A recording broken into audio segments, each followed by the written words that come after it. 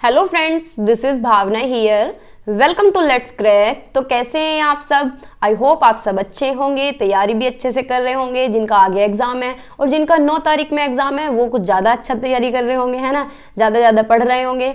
तो भाई जिनका 9 तारीख में एग्जाम है वो प्रैक्टिस करते रहिए और थोड़ा ध्यान कंटेंट पे भी दें, ठीक है। कंटेंट रिवाइज कर लें।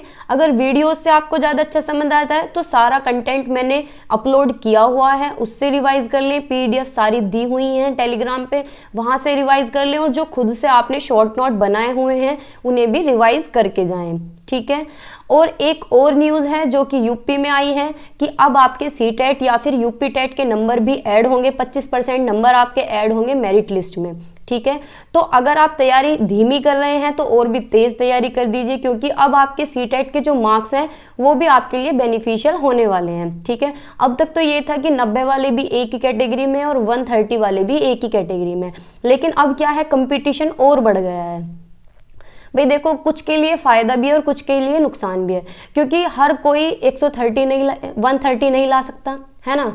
तो ये वैसे गलत भी है और सही भी है। देखो, सब अपने अपने नज़रिए से कहते हैं, लेकिन आप कोशिश करिए ज़्यादा से ज़्यादा नंबर लाने की, ठीक है। तो कंसेप्ट अच्छी तरह क्लियर करके जाएं और ज़्यादा से ज़्यादा नंबर लाने की कोशिश करें। और जिन्होंने इस बार फॉर्म नहीं डाला है कि भाई मेरा तो CTET पहले से क्लियर है, मैं क्यों फॉर्म डालूं, बेवजह पैसे ही तो खराब होंगे, तो कोई बात नहीं, परेशान नहीं होना है, पछताओ मत। UP TET आ रहा है, UP TET में फॉर्म डालना, वहाँ आप अपने मार्क्स इंप्रूव कर सकते हैं ताकि आपको मेरिट में बेनिफिट हो, ठीक है। तो एक बात ये हुई, आज जो हम करने वाले हैं मिक्स क्वेश्चन करेंगे। इसमें CDP के भी क्वेश्चन है, हिंदी के, इंग्लिश के, EVS के और मैथ पेडागोजी के भी क्वेश्चन हैं। टोटल 75 क्वेश्चन है, तो लास्ट तक बने रहिए, आपका पूरा पेपर रिवाइज हो जाएगा, पेडागोजिकल सारा एस्पेक्ट, ठीक है। तो स्टार्ट करते हैं, क्वेश्चंस के आंसर बताइएगा, ठीक है। Question number first, choose the correct statement about development, यानी विकास के बारे में सही कथन का चयन करें। Development is unidirectional and unidimensional, कि विकास एक दिशात्मक और एक आयामी होता है। बी ऑप्शन है, डेवलपमेंट इज मॉडिफिएबल, कि विकास परिवर्तनीय है। सी ऑप्शन है, development is totally genetically programmed, विकास पूरी तरह से आनुवंशिक रूप से कर्मादेशित है। डी ऑप्शन है, individuals achieve developmental milestone at the same age and pace. तो बताइए कौन सा ऑप्शन ठीक होगा। देखो क्या है, डेवलपमेंट यूनि डायरेक्शनल नहीं होता, ना ही यूनिट डायमेंशनल होता है। कैसे होता है, मल्टी डायमेंशनल होता है। मल्टी डायमेंशनल होता है यानी बहुआयामी होता है, ठीक है। टोटली जेनेटिकली प्रोग्राम नहीं है। जेनेटिक यानी हेरिडिटी और एनवायरमेंट दोनों का ही रोल है। क्या होता है डेवलपमेंट, हेरिडिटी इनटू एनवायरमेंट, ठीक है। ऐसा नहीं होता कि सभी का जो है डेवलपमेंट एक ही एज में, सेम एज में और सेम पेस के साथ होता है, तो ये भी गलत है। सबका विकास अलग अलग होता है। कोई 1 साल में चलना सीख रहा है, कोई 1.5 साल में चलना सीख रहा है, तो ऐसा नहीं है। तो डी ऑप्शन भी हमारा कट गया, सी भी कट गया और ए ऑप्शन भी कट गया। बी ऑप्शन हमारा ठीक है कि डेवलपमेंट क्या है, मॉडिफिएबल है, यानी परिवर्तनीय है, परिवर्तन होता रहता है।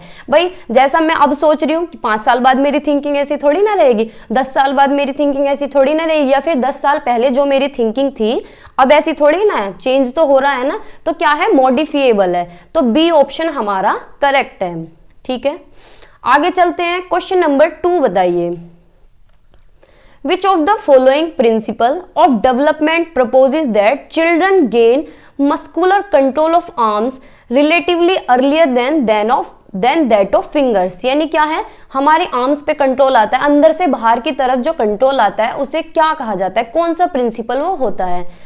प्रोक्सिमोडिस्टल प्रिंसिपल, बी ऑप्शन है सिफेलोकोडल प्रिंसिपल, सी ऑप्शन है independence of system principle, D option है हायरार्किकल इंटीग्रेशन प्रिंसिपल। तो कौन सा प्रिंसिपल है भाई, सिफेलोकोडल होता है हेड टू टो, यानी सर से पैर की तरफ जाना, ठीक है। लेकिन प्रोक्सिमोडिस्टल क्या होता है, सेंटर टू पेरिफेरी जाना, या फिर centre to outward, centre to periphery, ठीक है। अंदर से बाहर की तरफ जब कंट्रोल आता है तो उसे बोलते हैं प्रोक्सिमोडिस्टल प्रिंसिपल। तो ए ऑप्शन हमारा ठीक है। भाई अंदर से बाहर की तरफ का मतलब है कि हमारे जो छोटी मसल्स होती हैं, मस्कुलर जो कंट्रोल होता है वो बाद में आता है, यानी हम पेंसिल पकड़ना सीख रहे हैं या फिर सामान पकड़ रहे हैं, छोटी चीजें, बटन, शर्ट के बटन लगा रहे हैं, तो ये सब किसके अंदर आते हैं, प्रोक्सिमोडिस्टल के। तो ए ऑप्शन हमारा ठीक है, ठीक है। क्वेश्चन नंबर 3 बताइए, physical traits of colour of eyes and hair are, आंखों और बालों के रंग के भौतिक लक्षण हैं, कौन कौन से हैं, मतलब किस वजह से है हमारे जो बालों का या आंखों का जो कलर होता है, फिजिकल ट्रेट होता है, वो किसकी वजह से होता है। ए ऑप्शन है dominantly determined by environmental factor, की एनवायरमेंट की वजह से होता है, या फिर इनहेरिटेड है यानी हेरिडिटी की वजह से होता है कि हमें अपने माँ बाप, जैसे हमारे माँ बापों की आंखों का रंग है या बालों का, उसी हिसाब से हमारे होते हैं, है ना, इनहेरिटेड है, या फिर इन्फ्लुएंस बाय कल्चरल फैक्टर, की कल्चरल फैक्टर की वजह से है, या फिर result of interaction between heredity और एनवायरमेंट, की हेरिडिटी और एनवायरमेंट की वजह से है। तो बताइए कौन सा ऑप्शन ठीक होगा।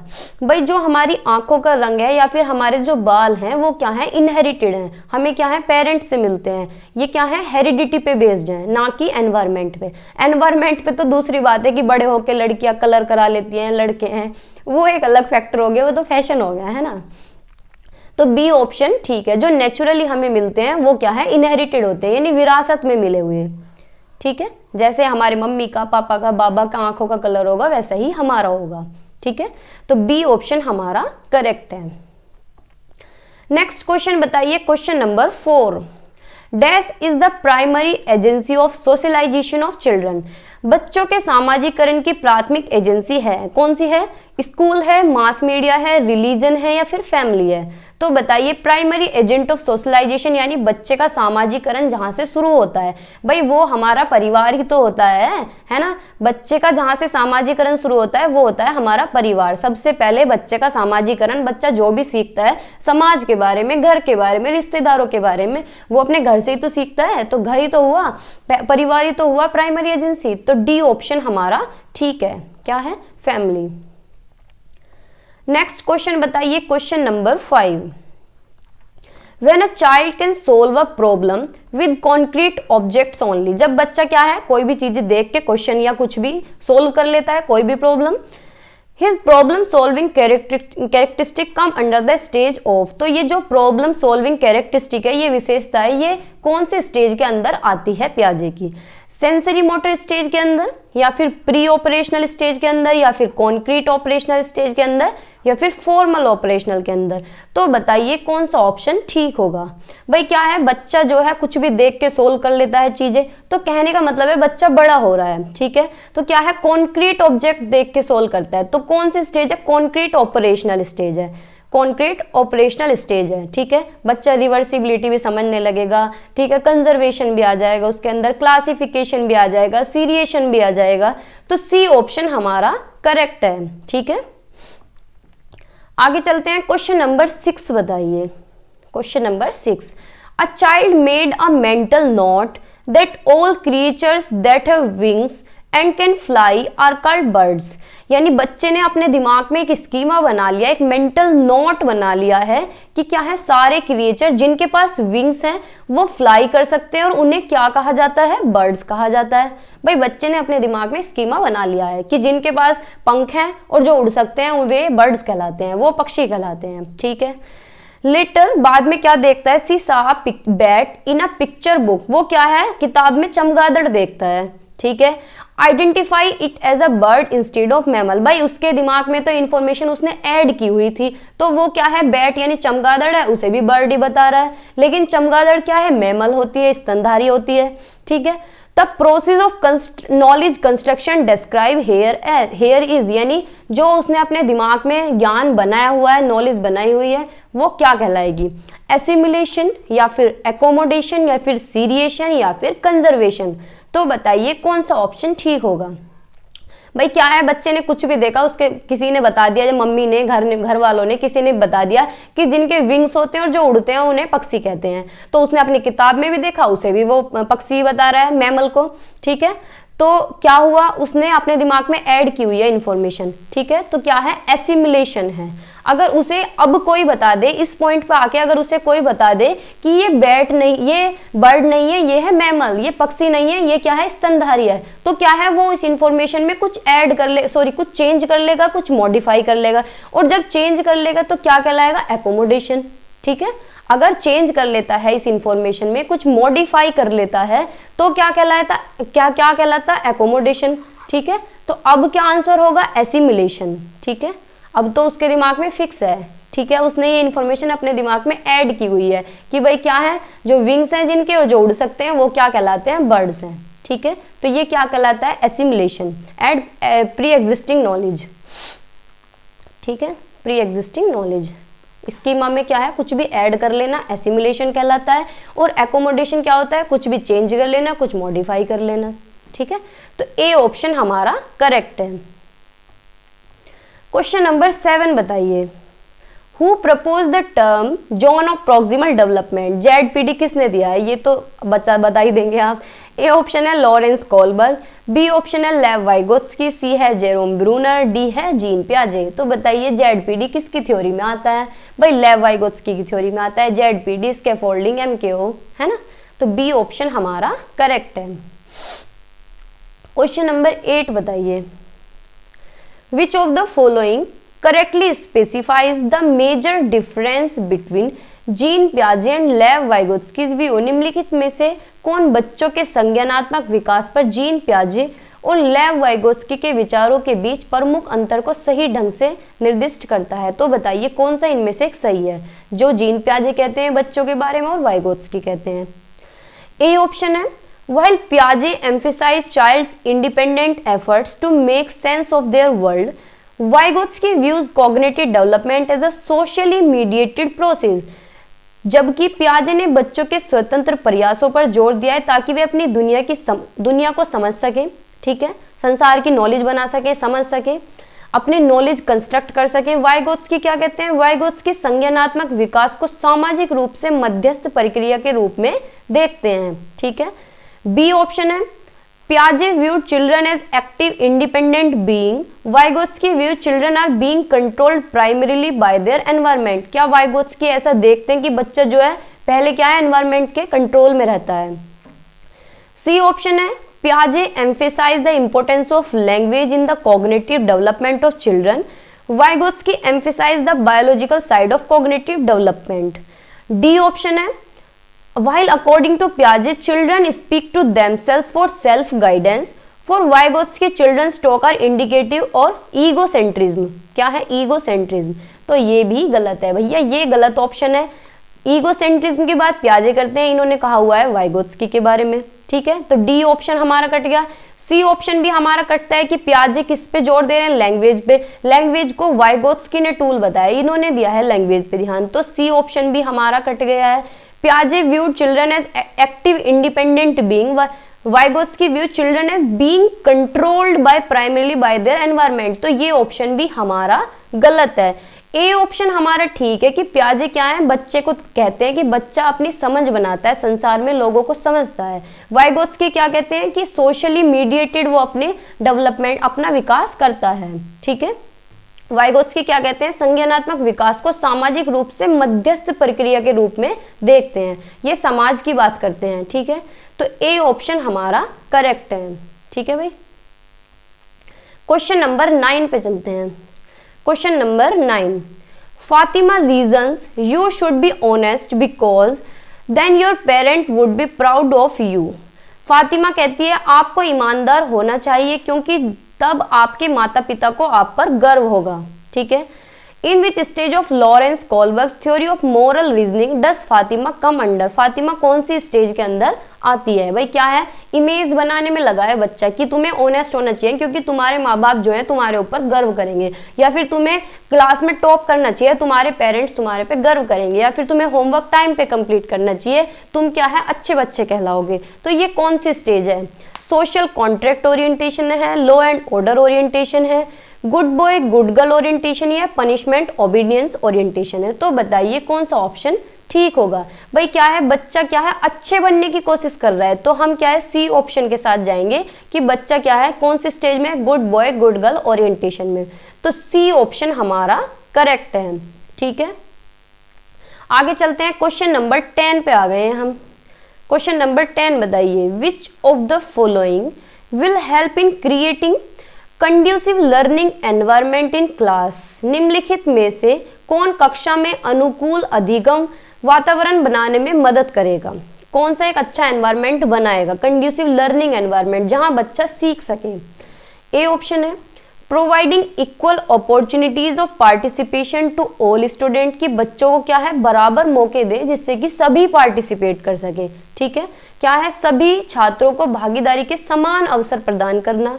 बी ऑप्शन है making ability based rigid group in class, क्या है बच्चों की एबिलिटी के अकॉर्डिंग क्या है एक रिजिड ग्रुप बनाए कि भैया इंटेलिजेंट बच्चे 10 हैं तो इन्हें अलग निकाल देते हैं, इनका अलग ग्रुप है बाकियों का अलग है।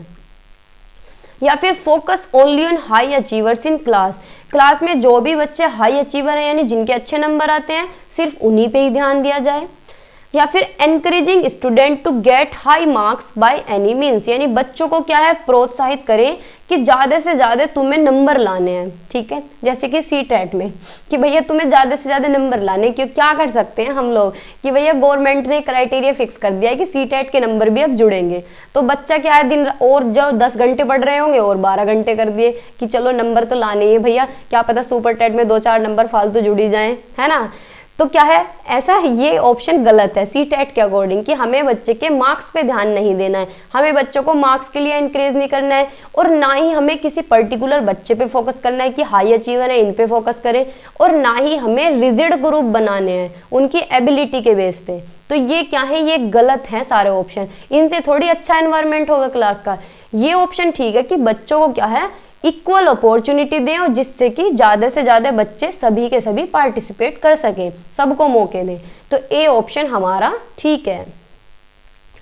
क्वेश्चन नंबर 11 बताइए, which of the following is a primary characteristic of progressive education, निम्नलिखित में से कौन सी प्रगतिशील शिक्षा की प्राथमिक विशेषता है। ए ऑप्शन है frequent paper pencil based test to assess learning, क्या होना चाहिए सीखने का आकलन करने के लिए बार बार पेपर पेंसिल आधारित परीक्षण होना चाहिए। या फिर emphasis on scoring highest in the examination, यानी परीक्षाओं में उच्चतम स्कोर करने पर जोर दिया जाए। सी ऑप्शन है flexible curriculum and assessment in the classroom, यानी करिकुलम कैसा हो लचीला पाठ्यक्रम हो और क्या है आकलन होना चाहिए, यानी कक्षा में लचीला पाठ्यक्रम और मूल्यांकन हो।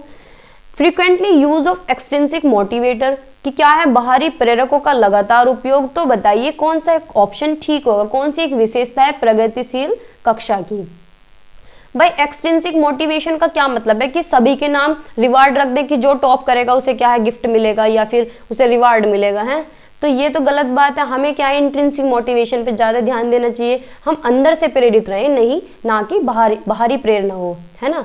क्या है स्कोर हाईएस्ट स्कोर पे एम्फेसाइज करें, किस पे जोर दें कि बच्चा ज़्यादा से ज़्यादा नंबर लेके आए एग्जाम में। तो ये ऑप्शन तो हमारे हमेशा ही गलत होते हैं, हमें बच्चों को नंबर पे फोकस नहीं कराना है और ना ही हमें क्या है पेपर पेंसिल टेस्ट करना है कि बच्चों को कैसे एसेस करेंगे पेपर पेंसिल टेस्ट से, उनका आकलन कैसे करेंगे पेपर पेंसिल से। तो ये तरीका गलत है। सबसे अच्छा तरीका है कि करिकुलम को फ्लेक्सिबल करेंगे, ठीक है, करिकुलम को फ्लेक्सिबल करेंगे यानी कक्षा में क्या है लचीला पाठ्यक्रम और मूल्यांकन हो। तो ये ऑप्शन सबसे अच्छा है, सी ऑप्शन हमारा करेक्ट है। क्वेश्चन नंबर 12 बताइए, according to Harvard Gardner's theory of multiple intelligence, if a child in the classroom is able to respond appropriately to the temperament intentions and moods of peer group she has, क्या है Harvard gardener की theory के अनुसार क्या है कि बच्चा सक्षम है दूसरों के इंटेंशन, दूसरों के टेम्परामेंट और दूसरों के मूड को समझने के लिए। दूसरों का मतलब है पीयर ग्रुप यानी अपने दोस्तों के क्या है स्वभाव को समझ रहा है, इरादों को समझ रहा है, मूड के प्रति उचित प्रतिक्रिया देने में सक्षम है। तो उसके पास कौन सी बुद्धि है जो दूसरों को समझ रहा है। बॉडीली काइनेस्थेटिक इंटेलिजेंस है यानी शारीरिक काइनेस्थेटिक इंटेलिजेंस, इंट्रापर्सनल इंटेलिजेंस या फिर इंटरपर्सनल इंटेलिजेंस या फिर म्यूजिकल इंटेलिजेंस। तो बताइए कौन सी बुद्धि होती है जिसमें दूसरों को समझा जा सके, दूसरों के इरादों को समझा जा सके, दूसरों के मूड को समझा जा सके, टेम्परामेंट्स को समझा जा सके। तो बताइए कौन सी बुद्धि उनके अंदर पाई जाती है। बताइए भाई, उनके अंदर पाई जाती है इंटरपर्सनल इंटेलिजेंस। कौन सी पाई जाती है इंटरपर्सनल इंटेलिजेंस यानी जो दूसरों को समझ सके, ठीक है। तो सी ऑप्शन हमारा करेक्ट है। इंटर बॉडीली काइनेस्थेटिक क्या होता है, जिनकी बॉडी बिल्कुल लचीली होती है, जैसे कि जिमनास्ट वाले होते हैं, डांसर होते हैं, एथलीट होते हैं। इंट्रापर्सनल होता है जो खुद को समझते हैं, खुद को, जैसे कोई भी सदगुरु वगैरह, ठीक है। म्यूजिकल इंटेलिजेंस, जिनकी म्यूजिक में अच्छी पकड़ हो, जैसे कि AR रहमान है, ये नेहा कक्कड़ है, ठीक है, जिन्हें म्यूजिक की अच्छी नॉलेज हो, है ना।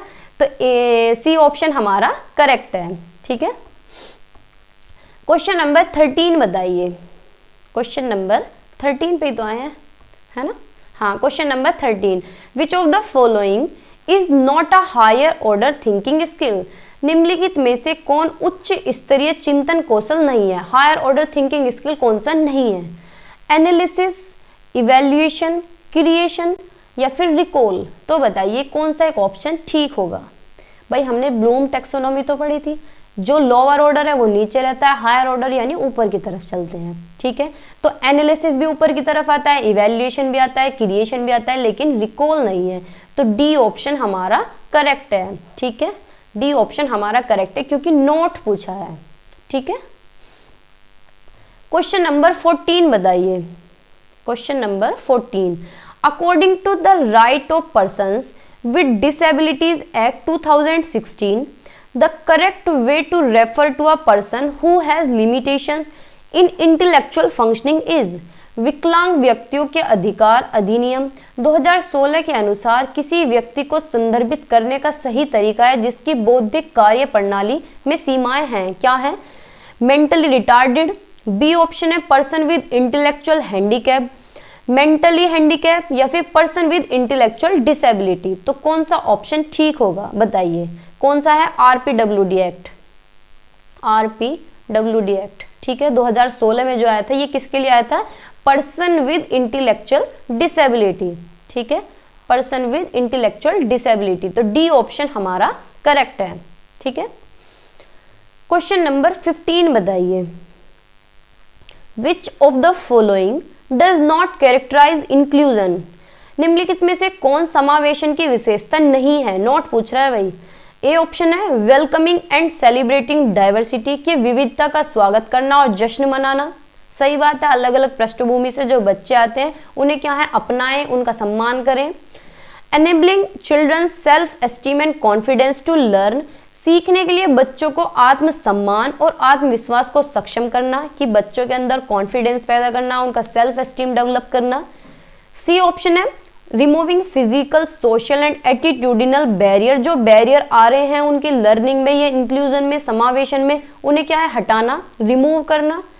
डी ऑप्शन है having separate school for children with hearing impairment, कि क्या है, श्रवण बाधित बच्चों के लिए अलग स्कूल होना।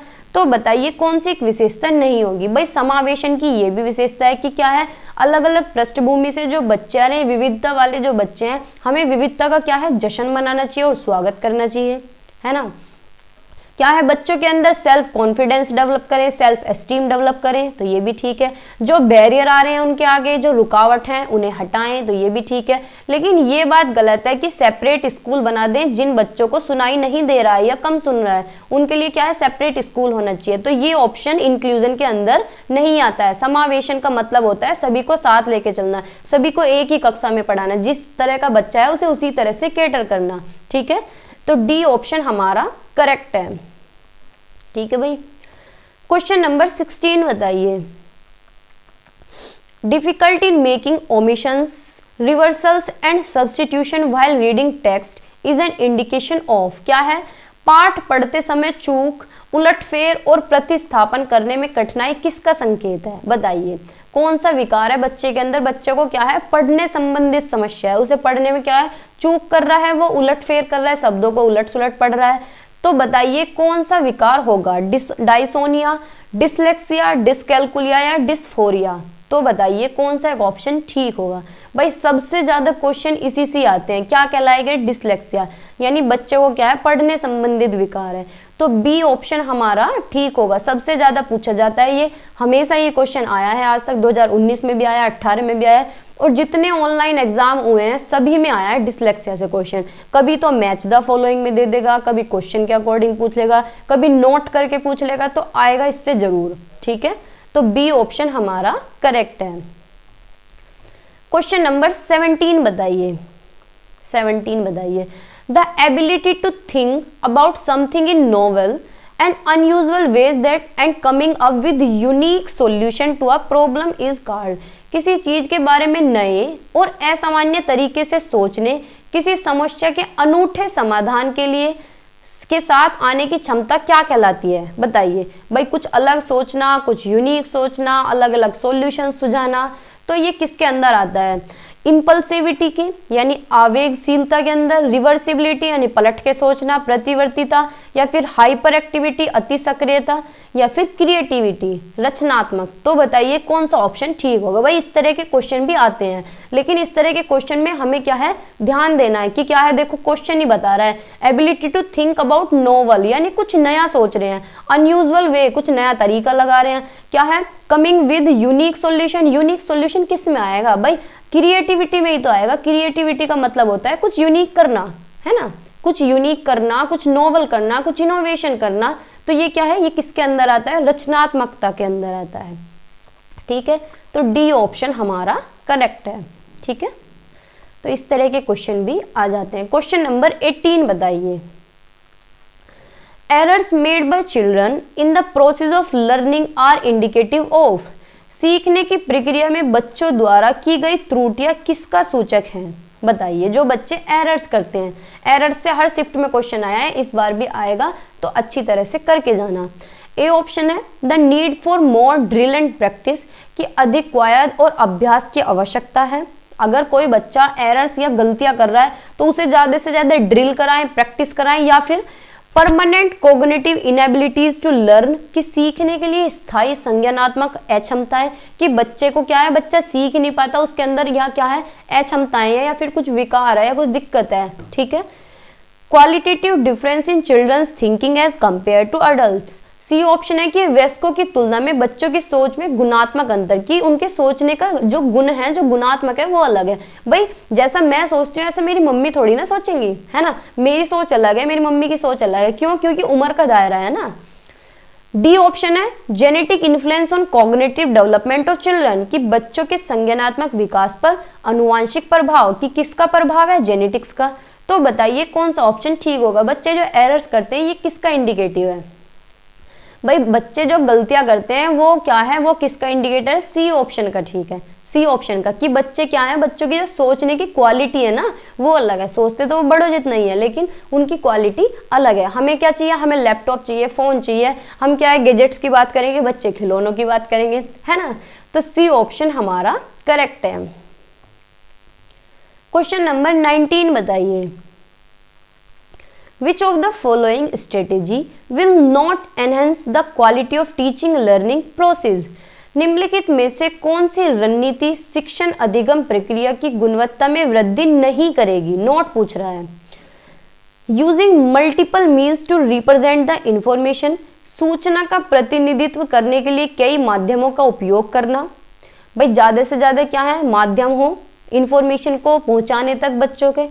बी ऑप्शन है giving multiple options to express the opinion, कि राय व्यक्त करने के लिए कई विकल्प देना। सी ऑप्शन है applying multiple ways to assess the learning, सीखने का आकलन करने के लिए कई तरीकों को लागू करना। डी ऑप्शन है use multiple ways to label the children, कि ज्यादा से ज्यादा तरीके लगाएं जिससे कि बच्चों को लेबल किया जा सके। हैं 3-4 टीचर लगा दें टेस्ट लेने की, भैया टेस्ट लो पता चले कि कितने बच्चा, कौन सा बच्चा कितने पानी में है, फिर उन्हें लेबल कर दें।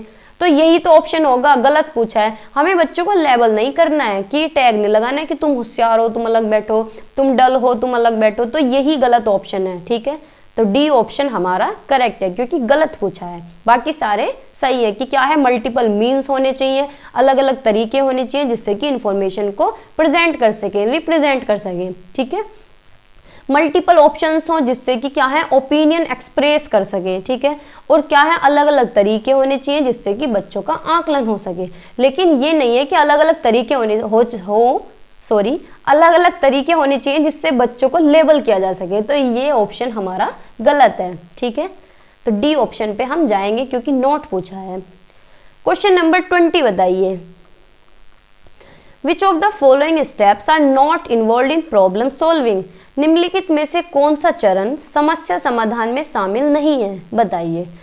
ए ऑप्शन है डेवलपिंग अनरीजनेबल एल्गोरिथम, अनुचित एल्गोरिथम का विकास करना। बी ऑप्शन है फॉर्मुलेशन ऑफ द प्लान, की योजना का निर्माण करना। सी ऑप्शन है इंटरप्रेटिंग द आंसर, उत्तर की व्याख्या करना। डी ऑप्शन है अंडरस्टैंडिंग द प्रॉब्लम, की समस्या को समझना। तो बताइए कौन सा ऑप्शन ठीक होगा, यानी गलत पूछा है। ठीक है भाई, हमने पोल याज के 4 तरीके देखे थे प्रॉब्लम सॉल्विंग के, तो अगर आपने वो भी देखा होगा, मैथ की पेडागोजी देखी होगी, तो आप यहाँ इस क्वेश्चन को ठीक कर देंगे, क्योंकि सारे जो प्रॉब्लम सॉल्विंग के स्टेप दिए गए हैं पोलियाज ने दिए हैं, वही सेम इस क्वेश्चन में है कि क्या है, हम फॉर्मुलेट करेंगे, योजना का निर्माण करेंगे, उत्तर की व्याख्या करेंगे, समस्या को समझेंगे, है ना, लुक बैक पीछे देखेंगे कि हमने क्या किया है। तो बी सी डी ऑप्शन हमारा करेक्ट है, लेकिन ए ऑप्शन हमारा गलत है। ठीक है, यानी नोट पूछा है, तो ए ऑप्शन पे ही हम जाएंगे। ठीक है, क्वेश्चन नंबर 21 बताइए, पढ़िए भाई। Identify the most appropriate activity for introducing the concept of shapes to primary class student. ये मैथ पेडागोजी के क्वेश्चन आ गए हैं। प्राथमिक कक्षा के छात्रों को आकृतियों की अवधारणा से परिचित कराने के लिए सबसे उपयुक्त गतिविधि की पहचान करें। क्या है, बच्चे को शेप्स का कंसेप्ट समझाना है। ए ऑप्शन है student should be provided with opportunities to share their experiences related with different objects materials around them, कि क्या है, छात्रों को अपने आसपास की विभिन्न वस्तुओं सामग्रियों से संबंधित अपने अनुभव को साझा करने के अवसर प्रदान किए जाने चाहिए। बी ऑप्शन है pictures of different shape should be shown on a chart to student, छात्रों को एक चार्ट पर विभिन्न आकृतियों के चित्र दिखाए जाने चाहिए। सी ऑप्शन है teacher should draw different shapes on black board and introduce it one by one, कि शिक्षक को ब्लैक बोर्ड पर विभिन्न आकृतियों को बनाना चाहिए और उन्हें एक एक करके पेश करना चाहिए। या फिर थोड़ा सा ऊपर कर देती हूँ, डी ऑप्शन है definition of different shapes should be provided to the children, कि बच्चों को विभिन्न आकारों की परिभाषाएं प्रदान की जानी चाहिए। तो कौन सा एक अच्छा तरीका है बच्चों को शेप्स का कंसेप्ट पढ़ाने के लिए प्राइमरी में? भाई बच्चों को डेफिनेशन बताना कौन सा अच्छा तरीका है? ये तो बेकार तरीका है। तो ये ऑप्शन तो हमारा कट गया कि टीचर क्या है अलग अलग शेप क्या है ब्लैक बोर्ड पे ड्रॉ कर दे, कि भैया ब्लैक बोर्ड पे ड्रॉ कर दी और अब ये तुम उतार लो अपनी कॉपी में। तो ये ऑप्शन भी गलत है ना। Pictures of different shape should be shown on, कि चार्ट में दिखा दें बच्चों को, तो ये तरीका भी गलत है। भाई अगर हमें बच्चों को शेप्स की नॉलेज देनी है तो क्या है एक्टिविटीज कराएं, बच्चों को मौके दें, कि student should be provide with opportunities to share their experience, बच्चों को मौके दें कि वो अपने एक्सपीरियंसेस शेयर करें। कैसे? जो कि अलग अलग ऑब्जेक्ट उन्होंने देखे होंगे। भाई अपने घर पे देखते हैं बच्चे, समोसे देखते हैं कि ये तो ट्रायंगल की शेप का है, रोटी है तो ये सर्कल की शेप की है, कुछ भी देख रहे हैं भाई अपनी बॉक्स ज्योमेट्री बॉक्स देख रहे हैं तो ये रेक्टेंगल की शेप का है, कुछ घर में देखते हैं कि ये स्क्वायर की शेप का है। तो बच्चों को मौके दें कि वो अपने एक्सपीरियंस शेयर करें, जो मटेरियल उनके चारों तरफ है जो उन्होंने देखे हुए हैं। ठीक है, तो ए ऑप्शन हमारा करेक्ट है। ठीक है, बाकी सारे गलत हैं। क्वेश्चन नंबर 22 बताइए, which of the following is not a suggested strategy to enhance foundation numeracy skill, निम्नलिखित में से कौन सी नींव संख्यात्मक कौशल को बढ़ाने के लिए सुझाई गई रणनीति नहीं है? गलत पूछ रहा है। ठीक है, कि बच्चे में क्या है न्यूमरेसी स्किल डेवलप हो, कौन सी स्ट्रेटेजी नहीं है? यूज ऑफ मैनिपुलेटिव, कि क्या है जोड़ तोड़ का उपयोग करें। यूज ऑफ न्यूमेरिकल प्रॉब्लम्स, कि क्या है बच्चे को ज्यादा से ज्यादा न्यूमेरिकल कराएं, संख्यात्मक समस्याओं का उपयोग करें। Use of stories rhymes and games, कि बच्चों को कुछ क्या है मैथ से रिलेटेड, नंबर से रिलेटेड कोई भी कहानी सुनाएं, कोई भी राइम्स सुनाएं या फिर कोई भी गेम कराएं। इंस्ट्रक्शन इन मदर टंग, की क्या है मातृभाषा में निर्देश दे। तो कौन सा एक तरीका नहीं है? नोट पूछा है, तो बताइए कौन सा ऑप्शन ठीक होगा? भाई क्या है इंस्ट्रक्शन तो मदर टंग में ही देना है, चाहे मैथ पढ़ा रहे हो, चाहे हिंदी पढ़ा रहे हो, इंग्लिश पढ़ा रहे हो, कोई भी सब्जेक्ट पढ़ा रहे हो। ठीक है, और ये तो सबसे अच्छा तरीका होता है प्राइमरी में कुछ भी पढ़ा रहे हैं, स्टोरी सुनाओ, राइम्स कराओ, गेम्स कराओ जो कि कंसेप्ट से जुड़ा हुआ हो, तो ये भी ठीक है। यूज ऑफ मैनिपुलेटिव, मैथ में क्या है जोड़ तोड़ का उपयोग हो, बच्चे उंगलियों पे गिने, कुछ ऐसी एक्टिविटीज कराएं, लेकिन क्या है उन्हें न्यूमेरिकल प्रॉब्लम कराएं, तो ये तरीका हमारा सही नहीं है। ठीक है, तो बी ऑप्शन हमारा करेक्ट है क्योंकि गलत पूछा है, नॉट पूछा है। ठीक है, तो बी ऑप्शन हमारा सही है। आगे चलें, नेक्स्ट क्वेश्चन बताइए, question number 23। Counting and grouping activities using concrete material should be done with students before introducing the concept of place value. What is the purpose of this activity. यानी स्थानीय मान की अवधारणा को शुरू करने से पहले क्या है, बच्चे को प्लेस वैल्यू सिखाने से पहले क्या है, ठोस सामग्री का उपयोग करके गिनती और समूह बनाने की गतिविधियां छात्रों के साथ की जानी चाहिए कि बच्चों को इस तरह की एक्टिविटीज कराएं। तो इस जो पूरा प्रोसेस है, इसका उद्देश्य क्या है, to improve the fine motor skill of student, की बच्चों की क्या है, सूक्ष्म कौशल स्किल को इम्प्रूव करें, या फिर it helps in making bundles of object used in daily life, क्या है, यह दैनिक जीवन में उपयोग होने वाली वस्तुओं के बंडल बनाने में मदद करता है, या फिर it helps in identifying different shapes of given material, कि यह दी गई सामग्री के विभिन्न आकारों की पहचान करने में मदद करता है। हिंदी वाले इधर देख लें। डी ऑप्शन है, it helps in understanding the concept of grouping and exchange in place value system, कि ये स्थान मूल्य प्रणाली में समूहीकरण और विनिमय की अवधारणाओं को समझने में मदद करता है। भाई जो सारी एक्टिविटीज कराई जा रही है वो किस लिए कराई जा रही है, कि बच्चे को क्या है, प्लेस वैल्यू का कंसेप्ट समझ आ सके, है ना। तो डी ऑप्शन हमारा ठीक है, कि क्या है, ये गतिविधि क्या है, बच्चों को प्लेस वैल्यू समझने में मदद करेंगी।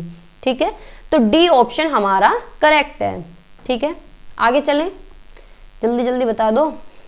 क्वेश्चन नंबर 24 बताइए। सर्दी कितनी हो रही है ना आज, बहुत यार, कल भी इतनी सर्दी थी, बहुत ज्यादा है, मेरा तो गला भी खराब है, हालत खराब है पूरी। 24, holistic thinking is an important first step in learning of geometry according to Van Hiele theory, because Van Hiele सिद्धांत के अनुसार समग्र सोच ज्यामिति सीखने में एक महत्वपूर्ण पहल कदम है, क्योंकि बताइए।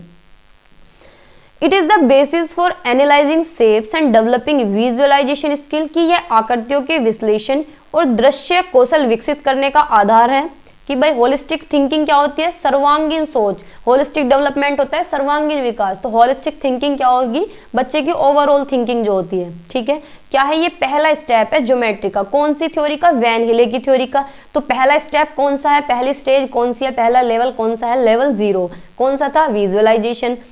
ठीक है, बी ऑप्शन आंसर तो पता ही चल गया है, बी ऑप्शन है, it helps the child to memorise the names of geometrical shapes, की बच्चा क्या है, याद करे ज्योमेट्रिकल शेप्स के नाम। It helps the child to score better, भैया हमें स्कोर नहीं कराना है बच्चे को, है ना। It helps the child to solve tangram puzzle, कि क्या है, यह बच्चे को टेंग्राम पहेली हल करने में मदद करता है। तो बताइए कौन सा ऑप्शन ठीक होगा। भाई पहली स्टेज क्या है, फर्स्ट स्टेप क्या है वैन हिले का, क्या है, विजुअलाइजेशन स्किल, क्या है, यह आकृतियों के विश्लेषण और दृश्य कौशल विकसित करने का आधार है। तो ए ऑप्शन हमारा करेक्ट है। ठीक है, आगे चलें, हाथ हो गए हैं सुन। क्वेश्चन नंबर 25 बताइए, है ना, 25 है ना। क्वेश्चन नंबर 25, भाई सभी लोग शेयर भी कर दिया करो यार, देखो 10 से 15 लोग तो देखते हैं, अगर 10-10 लोगों को भी शेयर करेंगे तो 100 जुड़ेंगे ना, है ना। तो आप लोग थोड़ा सा सपोर्ट क्यों नहीं करते, करिए ना। Question number 25, a teacher ask her student to make a greatest 4 digit number using any 4 digits with the condition that 5 should be fixed at ones place. एक शिक्षिका अपने छात्रों को किन्हीं 4 अंकों का उपयोग करके 4 अंकों की सबसे बड़ी संख्या इस शर्त के साथ बनाने के लिए कहती है कि स्थान पर 5 होना चाहिए। यह उदाहरण है, क्या है, फिक्स्ड कर देती है कि क्या है, वंस प्लेस में 5 नंबर आना चाहिए। ठीक है, जब स्टार्टिंग कर रहे हैं तो 5 आना चाहिए, 5 से स्टार्टिंग को, यानी फिक्स कर दिया उसने आंसर को। तो ये किसका एग्जाम्पल है, ओपन एंडेड क्वेश्चन का, क्लोज एंडेड क्वेश्चन का, कंटेक्चुअल क्वेश्चन का, या फिर ऐसे टाइप क्वेश्चन का। तो बताइए कौन सा ऑप्शन ठीक होगा। भाई क्या है, ओपन एंडेड तो तब होता कि उसे बिल्कुल मुक्त, उसका क्या है, मुक्त हो जाता। एंड क्या है, अपने अकॉर्डिंग हो, ज्यादा से ज्यादा आंसर दे सके बच्चा, अपने तरीके से दे, तो तब होता ओपन एंडेड। तो लेकिन ये क्या है, फिक्स हो गया कि स्टार्टिंग में 5 आना चाहिए, वंस जो है वंस प्लेस पे क्या है 5 आना चाहिए। तो बी ऑप्शन हमारा ठीक है कि ये किस तरह का क्वेश्चन है, क्लोज एंडेड क्वेश्चन है। ठीक है, ना ही ये संदर्भ में है, ना ही ये ऐसे टाइप है, ये क्या है, बंद समाप्त प्रश्न। यही क्लोज एंडेड को कुछ और बोलते हैं, ये गूगल गलत ट्रांसलेट कर रहा है ना, बंद समाप्त प्रश्न। क्वेश्चन नंबर 26 बताइए। Question number 26, which among the following statement related to mathematics is are correct. गणित से संबंधित निम्नलिखित में से कौन सा कथन सही है, बताइए। ए ऑप्शन है mathematic problem should be solve by methods given in text book, कि क्या है मैथमेटिकल प्रॉब्लम कैसे सोल्व होनी चाहिए, कि जो बुक में मेथड दिया गया है उसे देख लो और क्वेश्चन सोल्व कर लो, है।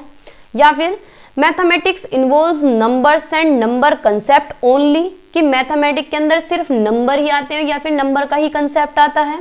या फिर solving mathematical problems enhance critical thinking, कि जो मैथ की प्रॉब्लम सोल्व करते हैं उससे क्या है क्रिटिकल थिंकिंग डेवलप होती है, यानी क्या है गणितीय समस्याओं को हल करना महत्वपूर्ण सोच को बढ़ावा देता है। बच्चे की क्रिटिकल थिंकिंग डेवलप होती है, रीजनिंग डेवलप होती है, डाइवर्जेंट थिंकिंग डेवलप होती है जो मैथ की प्रॉब्लम्स होती हैं। ठीक है भाई, मैथ करके दिमाग तो खुलता ही है ना।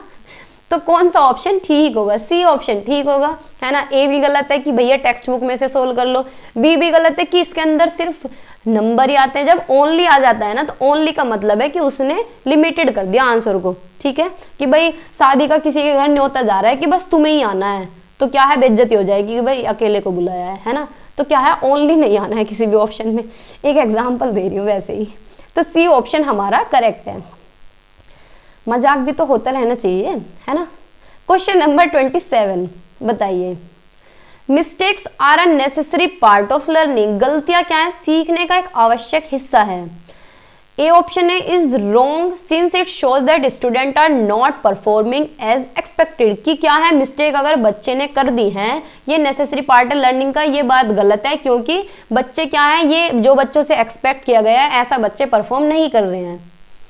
बी ऑप्शन है कि मिस्टेक्स जो है नेसेसरी पार्ट लर्निंग का, ये जो पूरी जो थॉट दिया है ये क्या है करेक्ट है, क्योंकि it will provide opportunity both teacher and student to analyse the mistake and address them effectively, कि ये क्या है ये सही है, बिल्कुल ये करेक्ट है, क्योंकि ये मौका देता है बच्चे को भी और टीचर को। भाई टीचर को पता चल जाता है कि बच्चा क्या नहीं सीख रहा है, उसे क्या समझ नहीं आ रहा है, और क्या है स्टूडेंट को भी एड्रेस करने में हेल्प मिलती है। ठीक है, बच्चे को क्या है हेल्प देने में मदद मिलती है कि बच्चे को कहाँ सपोर्ट देना है, टीचर को पता चल जाता है। ठीक है, तो बी ऑप्शन हमारा ठीक है।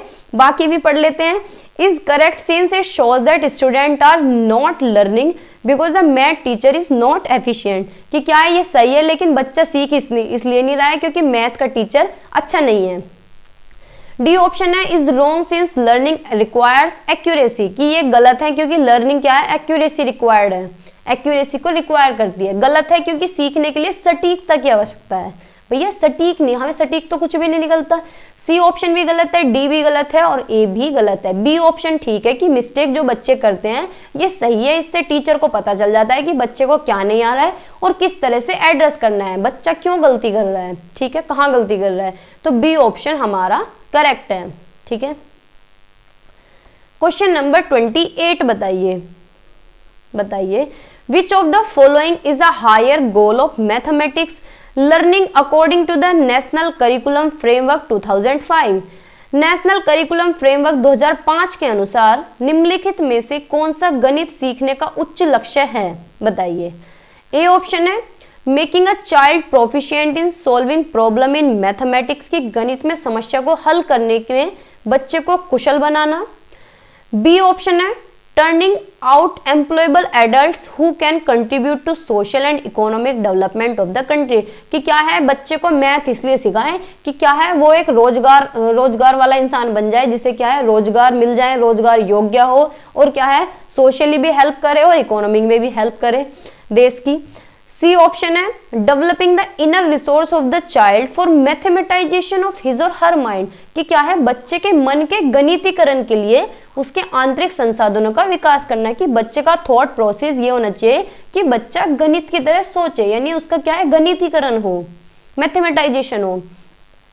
डी ऑप्शन है to develop the knowledge of patterns and numbers among student, कि छात्रों के बीच पैटर्न और संख्या के ज्ञान को विकसित करने के लिए। तो बताइए क्या होता है हायर गोल।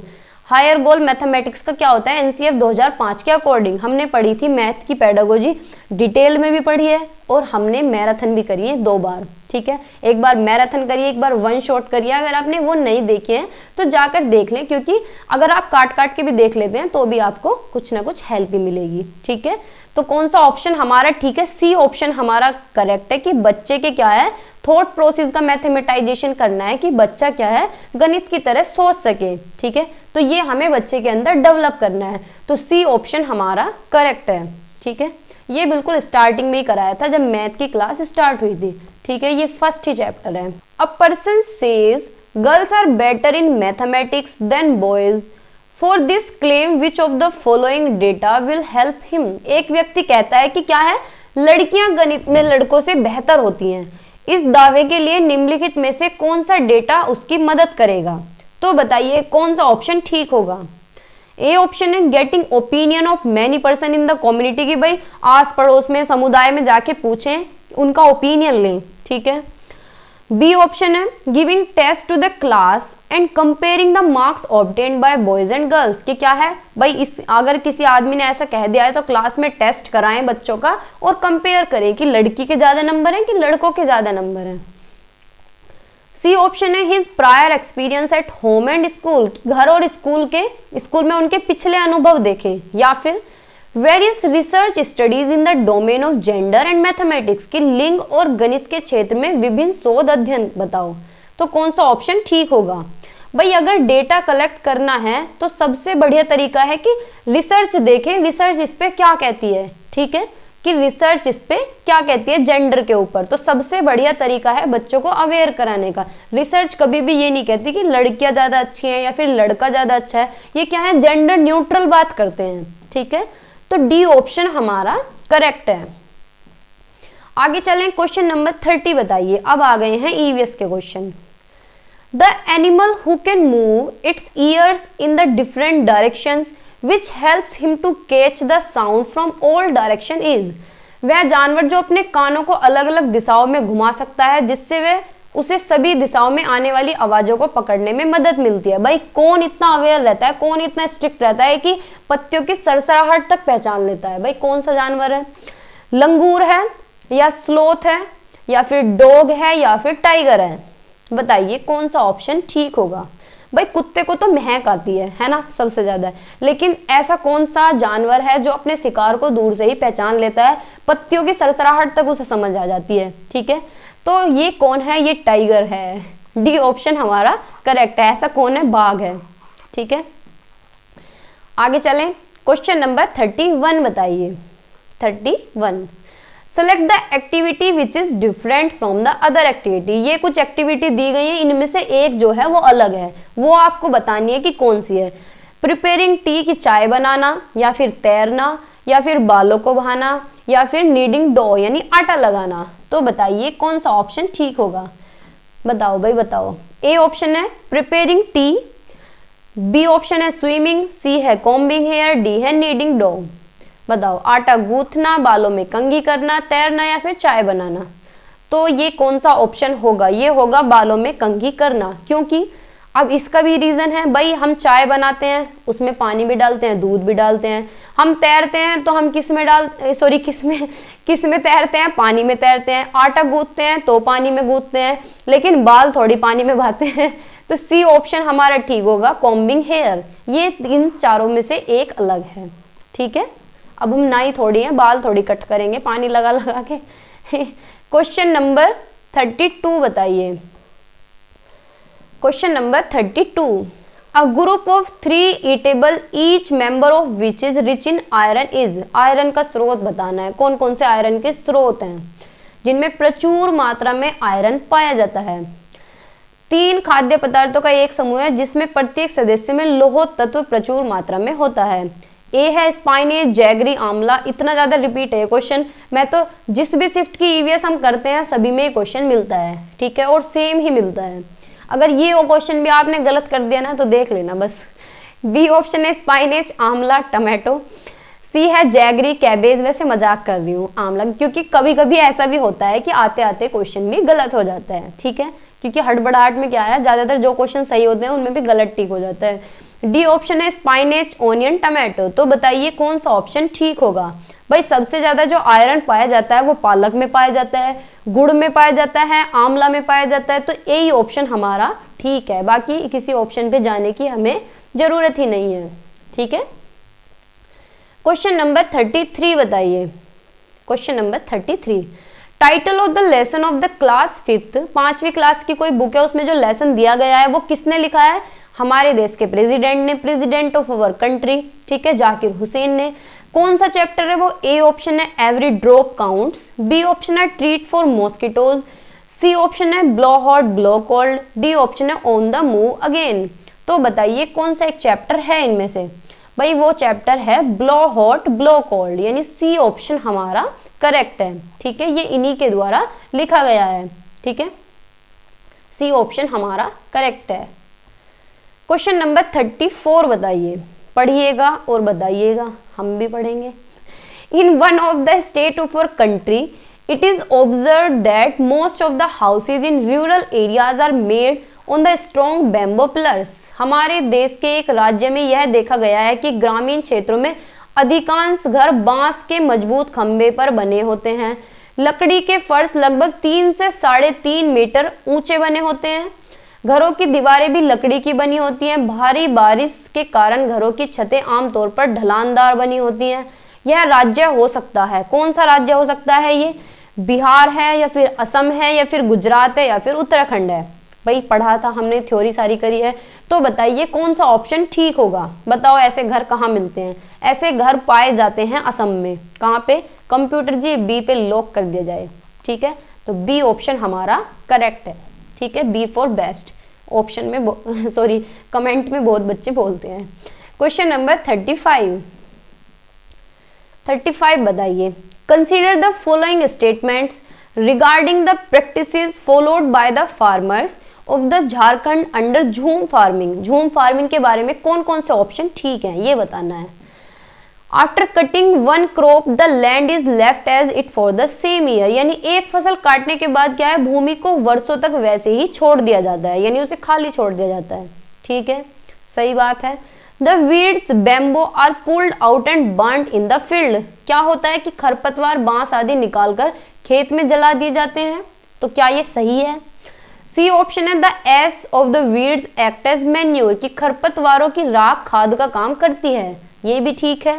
डी ऑप्शन है when the land is ready for farming it is ploughed deeply before growing the seeds, यानी जब जमीन खेती के लिए तैयार हो जाती है तो बीज उगाने से पहले गहरी जुताई की जाती है। तो बताइए कौन कौन से ऑप्शन ठीक होंगे? बताइए भाई। ए ऑप्शन हमारा ठीक है कि एक फसल काटने के बाद भूमि को क्या है, कुछ वर्षों के लिए छोड़ दिया जाता है, लेकिन बी ऑप्शन हमारा गलत है। सी ऑप्शन क्या है, the ash of the weed act as manure, ये भी ठीक है। डी ऑप्शन हमारा गलत है, यानी ए और सी ऑप्शन हमारे ठीक हैं, तो ये सी ऑप्शन के अंदर दिए गए हैं। ठीक है भाई, झूम फार्मिंग के बारे में भी हमने पढ़ा था। क्वेश्चन नंबर 36 बताइए, Kannauj is a city famous for perfume इत्र। कन्नौज किसके लिए फेमस है? इत्र के लिए, परफ्यूम के लिए। तो ये कौन सी डिस्ट्रिक्ट में है, कौन सी सिटी में डिस्ट्रिक्ट है? बताइए। उत्तर प्रदेश, उत्तराखंड, गुजरात या महाराष्ट्र? बताइए, बताओ बताओ। ए ऑप्शन ठीक है, ये कहाँ पे है? उत्तर प्रदेश, हमारा उत्तर प्रदेश है ना, जहां से हम बिलोंग करते हैं। ए ऑप्शन हमारा करेक्ट है। ठीक है, क्वेश्चन नंबर 36, अब कमेंट में बताइए कौन कौन है उत्तर प्रदेश से, पता तो चले। 37 बताइए, community resource is considered an important teaching learning resource for EVS at the primary level because. प्राथमिक स्तर पर ईवीएस के लिए सामुदायिक संसाधन को एक महत्वपूर्ण शिक्षण अधिगम संसाधन माना जाता है, क्यों? बताइए। इट इज इनएक्सपेंसिव, कि यह सस्ती है, या फिर इट हैज एक्सपीरियंस्ड पर्सन, कि इसमें अनुभवी व्यक्ति है, या फिर इट प्रोवाइड्स एक्सपीरियंशियल लर्निंग, यह अनुभवात्मक शिक्षा प्रदान करता है, या फिर इट इज इजीली अवेलेबल। तो बताइए कौन सा एक ऑप्शन ठीक होगा? कम्युनिटी रिसोर्स जो समुदाय होता है, जो सोसाइटी होती है, वो क्या है, इंपॉर्टेंट है किसके लिए? ईवीएस के लिए, एक संसाधन के लिए प्राइमरी कक्षा में, क्योंकि क्या है, बच्चों को अनुभवात्मक अधिगम होता है वहां से। ये क्या प्रोवाइड करती है? एक अनुभवात्मक अधिगम प्रोवाइड करती है। तो सी ऑप्शन हमारा करेक्ट है, बाकी सारे गलत हैं। कि ये सस्ता है, इजीली अवेलेबल हो जाएगा, ये नहीं है ऑप्शन हमारे। क्वेश्चन नंबर 38 बताइए। Question number 38, plants and animals are part of the theme family and friends. जो प्लांट एंड एनिमल है किसके, कौन से चैप्टर के हैं, फैमिली एंड फ्रेंड्स के। The reason for such placement is, ऐसी नियुक्ति का कारण है, इन्हें क्यों रखा गया है, इसके अंदर क्या कारण है। ए ऑप्शन है to enable student to consider plants and animals as part of their family, कि छात्रों को अपने परिवारों के हिस्से के रूप में पौधों और जानवरों पर विचार करने में सक्षम बनाने के लिए, बच्चों को पता चले कि प्लांट्स हमारे लिए कितने हेल्पफुल हैं, एनिमल्स हमारे लिए कितने हेल्पफुल हैं, है ना। बी ऑप्शन है to develop sensitivity in student towards plants and animals, कि बच्चों को पता चले पौधों और जानवरों के प्रति छात्रों में संवेदनशीलता विकसित करने के लिए। सी ऑप्शन है to break stereotype that plants and animals can not be part of our family, यानी क्या है, रूढ़िवादिता को तोड़ने के लिए कि पौधे और जानवर हमारे परिवार का हिस्सा नहीं हो सकते। बताइए भाई कौन सा ऑप्शन ठीक है, कौन कौन से ठीक है। ए बी ठीक है, बी सी ठीक है, ए सी ठीक है, या फिर ए बी सी। भाई सी हमारा गलत ऑप्शन है, कि ऐसा नहीं है कि प्लांट्स और एनिमल्स हमारे परिवार का हिस्सा नहीं है। भाई पौधे तो हमारे लिए काफ़ी इंपॉर्टेंट है, पौधों से हमें फल मिलते हैं, खाना मिलता है, और पौधों से हमें ऑक्सीजन मिल रही है ना। तो पौधे से ज़्यादा लगाने चाहिए, ये तो हमारी फैमिली का हिस्सा है, क्या हमारी ज़िंदगी का हिस्सा है। तो सी ऑप्शन छोड़ के बाकी सारे सही हैं, ए भी ठीक है और बी भी ठीक है। तो ये ए ऑप्शन के अंदर दिए गए हैं, तो ए ऑप्शन पे कंप्यूटर जी लॉक लगा दिया जाए, ए ऑप्शन हमारा करेक्ट है, ठीक है। क्वेश्चन नंबर 39 बताइए, बताओ भाई। One of the major objective of the teaching of EVS at primary level is to enable students to, प्राथमिक स्तर पर ईवीएस के शिक्षण का एक प्रमुख उद्देश्य छात्रों को सक्षम बनाना है। बताइए क्या ऑब्जेक्टिव है। Acquire skills to carry out activities independently to save the environment, कि पर्यावरण को बचाने के लिए स्वतंत्र रूप से गतिविधियों को करने के लिए कौशल हासिल करें। बी ऑप्शन है acquire environmental concept for studies at upper primary level, की क्या है, सेकेंडरी लेवल भाई हमें सेकेंडरी लेवल पढ़ाने के लिए क्या है, बच्चों को ये कंसेप्ट एक्वायर कराएं। सी ऑप्शन है help student to link classroom learning to life outside the school, की क्या है, जो क्लास की लर्निंग है, जो हमारी स्कूल की लर्निंग है, उसे बाहर की दुनिया से जोड़ें। डी ऑप्शन है help student develop understanding beyond subject, छात्रों को विषय से परे समझ विकसित करने में सहायता करें। तो बताइए क्या उद्देश्य है ईवीएस पढ़ाने का। भाई ईवीएस का मतलब है कि चीजों को क्या है, एनवायरनमेंट से लिंक करें, यानी स्कूल की दुनिया को बाहर की दुनिया के साथ जोड़ें, ठीक है, यही तो हमने पढ़ा था। तो सी ऑप्शन हमारा करेक्ट है, ठीक है, सी ऑप्शन हमारा करेक्ट है। आगे चलते हैं, क्वेश्चन नंबर 40 बताइए। क्वेश्चन नंबर 40, लास्ट में अपना स्कोर भी बताना है कि आपके कितने नंबर आए हैं, ठीक है, पूरी क्लास देखने के बाद स्कोर जरूर बताएं, ठीक है, वैसे बताएंगे नहीं आप। Which of the following is are the most appropriate strategy to sensitize student toward conservation of plants and trees, पौधों और पेड़ों के संरक्षण के प्रति छात्रों को संवेदनशील बनाने के लिए निम्नलिखित में से कौन सी सबसे उपयुक्त रणनीति है। बताओ भाई।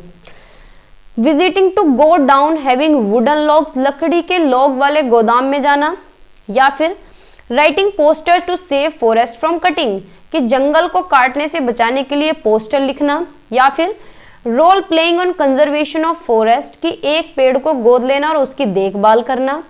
D adopting a tree and taking care of it, ये तो पढ़ लिया हमने, सी छूट गया। वनों के संरक्षण पर भूमिका निभाना, तो कौन सा ऑप्शन हमारा ठीक होगा बताइए भाई।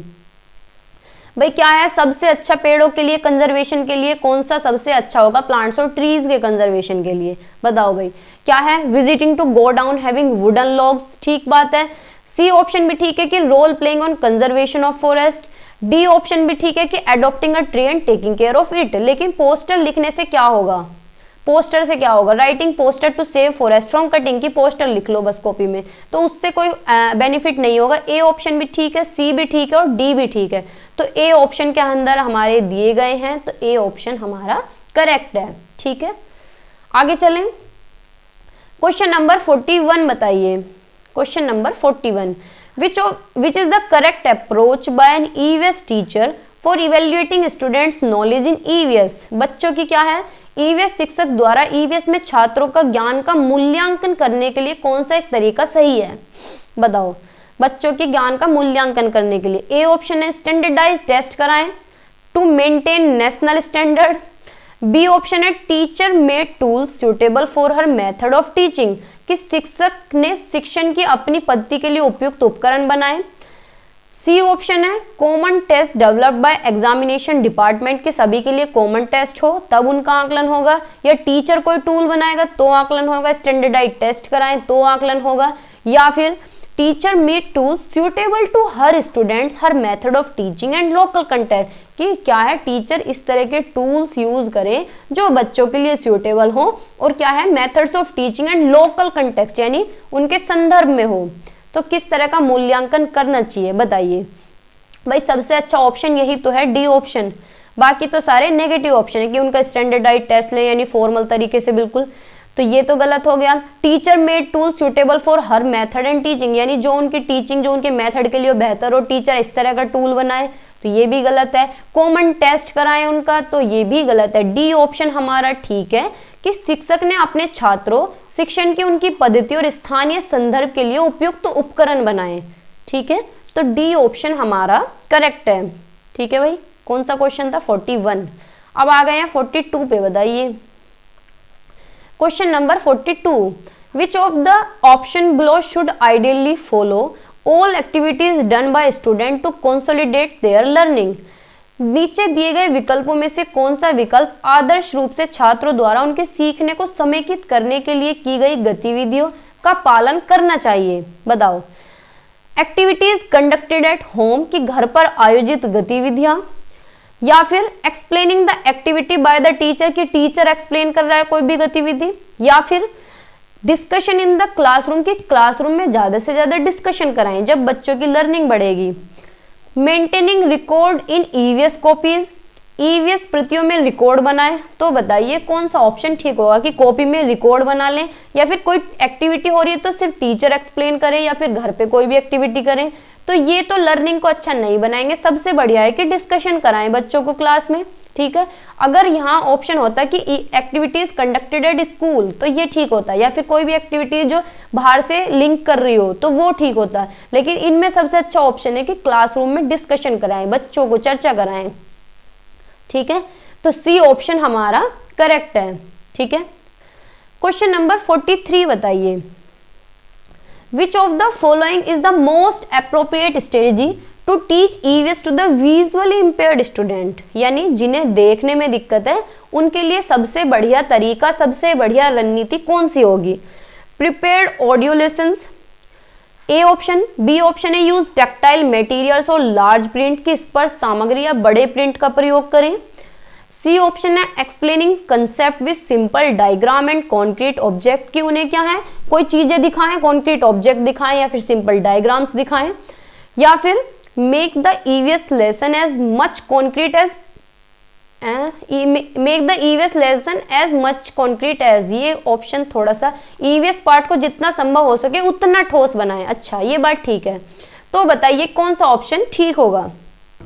ये यहाँ तक है ऑप्शन में भी, तो सोचिए कुछ अटपटा सा लग रहा है कि जितना पॉसिबल हो सके उतना कॉन्क्रीट बनाए, तो बताइए कौन सा ऑप्शन ठीक होगा। भाई क्या है, देखने में दिक्कत है तो ऑडियो लेसन भी उनके लिए प्रिपेयर करें, भाई देखने में तो दिक्कत है, सुन तो वो सकते हैं, और जब देखने में दिक्कत है तो लार्ज प्रिंट वाले यानी टेक्टाइल मटेरियल यानी जिसे वो टच एंड फील कर सकें। ठीक है, डी ऑप्शन है कि क्या है उन्हें कॉन्क्रीट मटेरियल दिखाएं जितना पॉसिबल हो सके, यानी जिसे वो छू सके, ठोस चीजें दिखाएं, तो ये ठीक है। लेकिन ये बात क्या है, explain concept with simple diagram के साथ उन्हें कोई भी चीजें समझाएं। भाई देखने में दिक्कत है, उन्हें डायग्राम से कैसे समझ आएगा, तो बस यही ऑप्शन कट गया है, इसी वजह से कट गया। और ए भी ठीक है हमारा, बी भी ठीक है और डी ऑप्शन भी ठीक है, तो ए बी डी हमारे डी ऑप्शन के अंदर दिए गए हैं, तो डी ऑप्शन हमारा करेक्ट है। ठीक है, क्वेश्चन नंबर 44 बताइए। इंग्लिश के क्वेश्चन आ गए हैं। According to Chomsky, set of rules in the mind of humans is known as, Chomsky के अकॉर्डिंग, भाई चॉम्स्की किसकी बात करते हैं। ए ऑप्शन है ग्रामर बॉक्स, बी ऑप्शन है यूनिवर्सल ग्रामर, सी ऑप्शन है इंटीग्रेटेड ग्रामर, डी ऑप्शन है रूल बुक। तो बताइए कौन सा ऑप्शन ठीक होगा कि क्या है ह्यूमन जो हम मानव हैं उनके दिमाग में क्या है रूल्स फिक्स हैं, सेट बना हुआ है रूल्स का हमारे दिमाग के अंदर, ऐसा चॉम्स्की कहते हैं। और वो क्या कहलाता है, ग्रामर बॉक्स कहलाता है, या यूनिवर्सल ग्रामर कहलाता है, या इंटीग्रेटेड ग्रामर कहलाता है, या फिर रूल बुक। तो चॉम्स्की बात करते हैं यूनिवर्सल ग्रामर की। इंग्लिश हमने काफ़ी अच्छे से की है, ठीक है। अगर आप इंग्लिश की सारी क्लासेस देख लेते हैं और फिर इंग्लिश के क्वेश्चंस रिवाइज करते हैं या फिर करते हैं तो अच्छे से हो जाएंगे। ज़्यादा बड़ी क्लासेस हैं नहीं, 20-20, 25-25 मिनट की क्लासेस हैं, तो आप स्पीड बढ़ा के भी देख सकते हैं लास्ट टाइम रिवीजन के लिए, ठीक है भाई। क्वेश्चन नंबर 45, ऐसे ही मैंने हिंदी की भी थ्योरी कराई है, ईवीएस की भी कराई है, ईवीएस की पेडागोजी भी ऐसी कराई, और सबसे ज़्यादा जोर मैथ पे दिया गया है। मैथ की क्लासेस पूरी डिटेल में कराई है मैंने, मैथ पेडागोजी, तो ठीक है, आपके कंसेप्ट क्लियर हो जाएंगे। Language is a social concept, this include the idea that language क्या है, एक सोशल कंसेप्ट है, ठीक है, एक सामाजिक कंसेप्ट है, एक सामाजिक अधिगम है। एक्वायर्ड थ्रू सोशल इंटरेक्शन की क्या है, भाषा किससे मिलती है, सोशल इंटरेक्शन के थ्रू, सामाजिक अंत्यक्रिया करके, या फिर इनहेरिटेड यानी हमें हेरिडिटी में मिलती है, वंशानुगत मिलती है, विरासत में मिलती है, या फिर लर्न थ्रू कंडीशनिंग के थ्रू मिलती है, या फिर इनेट कैपेसिटी होती है हमारी। तो इसका मतलब बताना है कि लैंग्वेज क्या है, एक सोशल कंसेप्ट है, इस समाज के द्वारा निर्मित है। तो ऐसा तो वाइगोत्स्की कहते हैं, तो इसका मतलब यही तो होगा कि किसके द्वारा एक्वायर है, सोशल इंटरेक्शन के थ्रू, यानी सामाजिक अंत्यक्रिया करके ही बच्चा सीखता है। ऐसा कहता कौन है, वाइगोत्स्की कहते हैं, ऐसा वाइगोत्स्की कहते हैं, ठीक है। आगे चलें, क्वेश्चन नंबर 46 बताइए। Question number 46, which of the following is not related to the behaviourist theory of language acquisition, इनमें से कौन सा बिहेवियरिज्म की थ्योरी का नहीं है, नोट पूछा है। ऑपरेंट कंडीशनिंग, बीएफ स्किनर इसकी बात करते हैं, जो कि खुद बिहेवियरिज्म है। एम्प्टी वेसल, इसकी बात भी बिहेवियरिज्म कहते हैं कि बच्चा क्या है, खाली बर्तन के समान है। ट्रायल एंड एरर की बात भी बिहेवियरिज्म करते हैं, यानी थॉर्नडाइक करते हैं, इन्होंने थ्योरी दी है। सोशल इंटरेक्शन, तो बताइए ये किसने दिया है, तो बताइए कौन सा ऑप्शन ठीक होगा। भाई ये भी हमारा ऑप्शन नहीं है, ये भी बिहेवियरिज्म के अंदर है, ये भी उसके अंदर है, और ये भी अंदर है, लेकिन डी ऑप्शन हमारा ठीक है, सोशल इंटरेक्शन। नोट पूछा है, यानी इनसे अलग। सोशल इंटरेक्शन किसने दिया है, कौन करता है, सामाजिक अंत्यक्रिया की बात वाइगोत्स्की करते हैं। और वाइगोत्स्की कौन है, वाइगोत्स्की कंस्ट्रक्टिविज्म है, यानी रचनावादी है, ठीक है, कंस्ट्रक्टिविज्म है। तो डी ऑप्शन हमारा करेक्ट है, ठीक है। आगे चलें, क्वेश्चन नंबर 47 बताइए। Which of the following are not related to emergent literacy. Emergent literacy क्या होता है, प्रारंभिक साक्षरता, जब बच्चा स्कूल में एडमिशन लेता है, जो वो चीजें सीखता है वो उसकी क्या होती है, एमरजेंट लिटरेसी होती है। भाई ऐसे अनार सीख रहा है, 1 2 सीख रहा है, ABCD सीख रहा है, ठीक है। क्या है, ऑप्शंस के अकॉर्डिंग बताइए कौन सा एक नहीं है, नोट पूछ रहा है। ए ऑप्शन है understanding that print carry meaning, कि क्या है, जो भी वर्ड्स प्रिंट हो रहे हैं उनका मीनिंग समझना। अर्ली फोनोलॉजिकल अवेयरनेस, जो स्टार्टिंग की साउंड होती है, फोनोलॉजिकल होती है, साउंड रिलेटेड एक्टिविटीज होती हैं, उनके बारे में अवेयर होना। बेसिक अल्फाबेट की नॉलेज होना, यानी A for Apple, B for boy, इसकी नॉलेज के बारे में जानना। या फिर नोट मेकिंग, नोट्स बनाना। तो कौन सा एक इमरजेंट लिटरेसी नहीं है। भाई छोटा बच्चा तो पहले तो डंडी ये निकालने सीखेगा, ऐसे इस तरह से, है ना, तो क्या है, वो नोट्स तो बनाएगा नहीं। तो डी ऑप्शन हमारा ठीक होगा, यानी नोट पूछा है, नोट मेकिंग थोड़ी ना करेगा छोटा सा बच्चा, है ना। क्वेश्चन नंबर 48 बताइए। Which of the following statement is strategy for developing reading skills, choose the correct answer. Reading skill के बारे में कौन सा एक सही है, किससे होगी हमारी develop reading skill. A option है developing reading corners in the class help in developing reading skill, कि क्या है, क्लास में क्या है, क्लास में हो या फिर लाइब्रेरी में हो, एक कॉर्नर होना चाहिए जहां बच्चे क्या है रीडिंग करें, इससे उनकी रीडिंग स्किल डेवलप होगी। या फिर बी ऑप्शन है making children sit in pairs and asking them to discuss about their like and dislike, कि बच्चों का क्या है समूह बना दें और उनसे आपस में बात कराएं कि तुम्हें क्या पसंद है, मुझे क्या पसंद है, तुम्हें क्या पसंद नहीं है, मुझे क्या पसंद नहीं है, उनकी पसंद और नापसंद देखें। तो बताइए कौन सा ऑप्शन ठीक होगा, दोनों करेक्ट हैं या फिर ए करेक्ट है, बी इनकरेक्ट है, या बी करेक्ट है, ए इनकरेक्ट है, या फिर दोनों ही इनकरेक्ट हैं। तो बताइए कौन सा ऑप्शन ठीक होगा, बताओ भाई। रीडिंग स्किल क्या है, सब ये तो ठीक है। ए ऑप्शन की क्या है, क्लास में इस तरह का कोई होना चाहिए कॉर्नर जहां बच्चे अपनी रीडिंग स्किल को डेवलप कर सके। कैसे, पढ़ के, वहां जाके पढ़ सके, ठीक है, जैसे कि लाइब्रेरी में जाके पढ़ते हैं। लेकिन ये बात ठीक है कि ये बात गलत है, सॉरी, कि बच्चों को क्या है, एक जगह बिठा दे, उनका ग्रुप बना दे और आपस में पूछे भाई तुझे क्या पसंद है, मुझे तो ये चीजें पसंद है? तो ये नहीं होगा। ए ऑप्शन हमारा ठीक होगा। इससे तो रीडिंग स्किल डेवलप हो सकती है, लेकिन इससे तो कुछ भी डेवलप नहीं होगा। भाई बच्चे के क्या है, बोलने की पावर तो डेवलप हो जाएगी, लेकिन रीडिंग स्किल नहीं डेवलप होगी। तो ए हमारा ठीक है, यानी बी ऑप्शन में दिए गए हैं, ए ठीक है और बी हमारा इनकरेक्ट है। ठीक है, क्वेश्चन नंबर 49 बताइए। बताओ भाई, audience and purpose of writing are identified during dash stage in the process writing approach. यानी क्या है, जब भी हम राइटिंग करते हैं तो क्या है, हम उसका उद्देश्य देखते हैं, ऑडियंस के बारे में सोचते हैं, ब्रेनस्टॉर्मिंग करते हैं। तो ये कौन सी अप्रोच के अंदर आती है? भाई हमने सारी अप्रोच पढ़ी थी, राइटिंग की स्टेजेस भी हमने पढ़ी हैं, है ना, मैंने कराई थी। तो ये कौन सी स्टेज के अंदर है, कौन सी अप्रोच के अंदर है, कौन सा उपागम है कि बच्चा क्या है, बच्चा नहीं सॉरी, जब भी हम राइटिंग करते हैं तो क्या हम क्या करते हैं, पहले सोचते हैं अपने दिमाग में कि हमें लिखना क्या है ना। यही तो सोचते हैं कि भाई क्या लिखना है, ब्रेनस्टॉर्मिंग करेंगे, सोचेंगे कि क्या लिखना है, कौन कौन से पॉइंट डालने हैं। तो बताइए कौन सा ऑप्शन होगा? ए रिवाइजिंग, बी प्री राइटिंग, सी एडिटिंग, डी ड्राफ्टिंग। तो बताइए कौन सा ऑप्शन ठीक होगा? भाई जिसमें हम ब्रेनस्टॉर्मिंग करते हैं, उद्देश्य देखते हैं, ऑडियंस के बारे में सोचते हैं, वो होती है प्री राइटिंग, यानी लिखने से पहले क्या करते हैं, सोचते हैं, प्री राइटिंग है, आइडियाज लगाते हैं। तो बी ऑप्शन हमारा करेक्ट है। ठीक है, क्वेश्चन नंबर 50 बताइए। Phonemic awareness refers to, phonemic awareness बताइए। साउंड के बारे में जो अवेयरनेस होती है, जागरूकता होती है, उसे क्या कहते हैं? नहीं, रेफर्स टू क्या रेफर करेगी वो? ए ऑप्शन है ability to establish relation between phonemes and graphemes, कि इनके बारे में रिलेशन होना चाहिए फिनिम्स और ग्राफिम्स के बारे में। या फिर ability to identify and manipulate phonemes in spoken word, की बच्चा क्या है, सक्षम हो सके, एबल हो सके, योग्य हो सके, क्या आइडेंटिफाई यानी पहचान सके, मैन्युपुलेट कर सके, जोड़ तोड़ सके, किसे, फिनिम्स को, यानी साउंड को, किस जो वर्ड बोले जा रहे हैं उन्हें पहचान सके, तो वो होता है फिनिमिक अवेयरनेस। या फिर reading words accurately and fluently, की क्या है, शब्दों को क्या है, पूरी सटीकता के साथ पढ़े और प्रवाह के साथ पढ़े। या फिर राइटिंग विद करेक्ट स्पेलिंग, की पूरी स्पेलिंग सही होनी चाहिए, ऐसे लिखे। तो भाई फिनिमिक अवेयरनेस क्या होता है कि साउंड के बारे में अवेयर होना, यानी साउंड क्या है, कोई भी वर्ड्स जो बोला जा रहा है उसे आइडेंटिफाई कर सके, उसे जोड़ तोड़ सके, उसकी साउंड को समझ सके। तो बी ऑप्शन तो ठीक होगा हमारा, है ना। तो बी ऑप्शन हमारा करेक्ट है। क्वेश्चन नंबर 51 बताइए।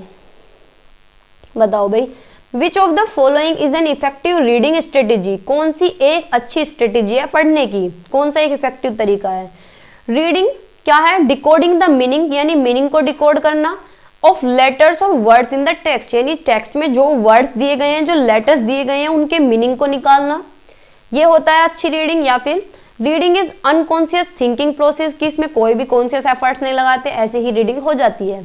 या फिर reading is applying peers knowledge to reconstruct the meaning of the text, कि क्या है, अप्लाई करें पीयर दूसरे की नॉलेज पे, है कि मीनिंग इसका कंस्ट्रक्ट करो, दोबारा से कंस्ट्रक्ट करो। या फिर reading is just the ability to join the sounds of words, की रीडिंग बस सिर्फ सिंपल क्या है कि साउंड और वर्ड्स को जोड़ दो, ये रीडिंग है। तो कौन सा ऑप्शन ठीक होगा? भाई सबसे अच्छा तरीका है, सबसे अच्छी स्ट्रेटेजी है कि रीडिंग का मतलब क्या होता है, अगर हम कुछ भी पढ़ रहे हैं तो क्या रीडिंग मीनिंगफुल होनी चाहिए, कुछ मतलब निकले उसका, है ना। तो क्या है, हम मीनिंग को डिकोड कर सकें। तो ए ऑप्शन हमारा ठीक है। ठीक है, बाकी सारे गलत हैं। क्वेश्चन नंबर 52 बताइए। When a person reads an advertisement in the newspaper to look for job vacancy, क्या है, कोई भी पर्सन है वो एडवर्टाइजमेंट देख रहा है, जैसे कि न्यूज़पेपर में आया कि सी टेट के मार्क्स अब जुड़ेंगे सुपर टेट में, तो आप उसे क्या पढ़ेंगे? भाई ऐसे ऐसे पढ़ेंगे, ठीक है, देख लिया, हाँ ये ऐसा ऐसे, ठीक है, main heading. Scanning the text, या फिर पैराफ्राइजिंग द टेक्स्ट, या फिर स्कीमिंग द टेक्स्ट, या फिर नोट मेकिंग। तो बताइए कौन सा ऑप्शन ठीक होगा? भाई ये भी हमने सारी की हैं कई बार, है ना।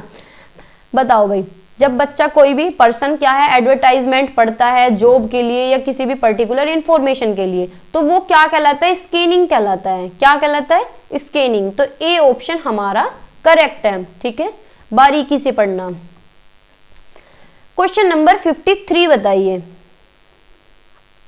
विच of the following is true for language learning, यानी क्या है भाषा सीखने के लिए कौन सा एक सही है, भाषा अधिगम के लिए। Language learning happens through reading of language text book only, कि क्या है टेक्स्ट बुक पढ़ लो तो लैंग्वेज लर्निंग हो जाएगी।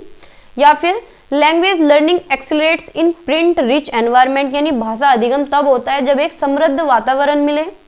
या फिर language learning is not required for learning of science and mathematics, यानी भाषा अधिगम की कोई रिक्वायरमेंट नहीं होती साइंस और मैथमेटिक्स में। या फिर डी ऑप्शन है लैंग्वेज लर्निंग हैपन्स अनकॉन्शियसली, कि अपने आप ही हो जाता है अधिगम अनकॉन्शियसली। तो बताइए कौन सा ऑप्शन ठीक होगा।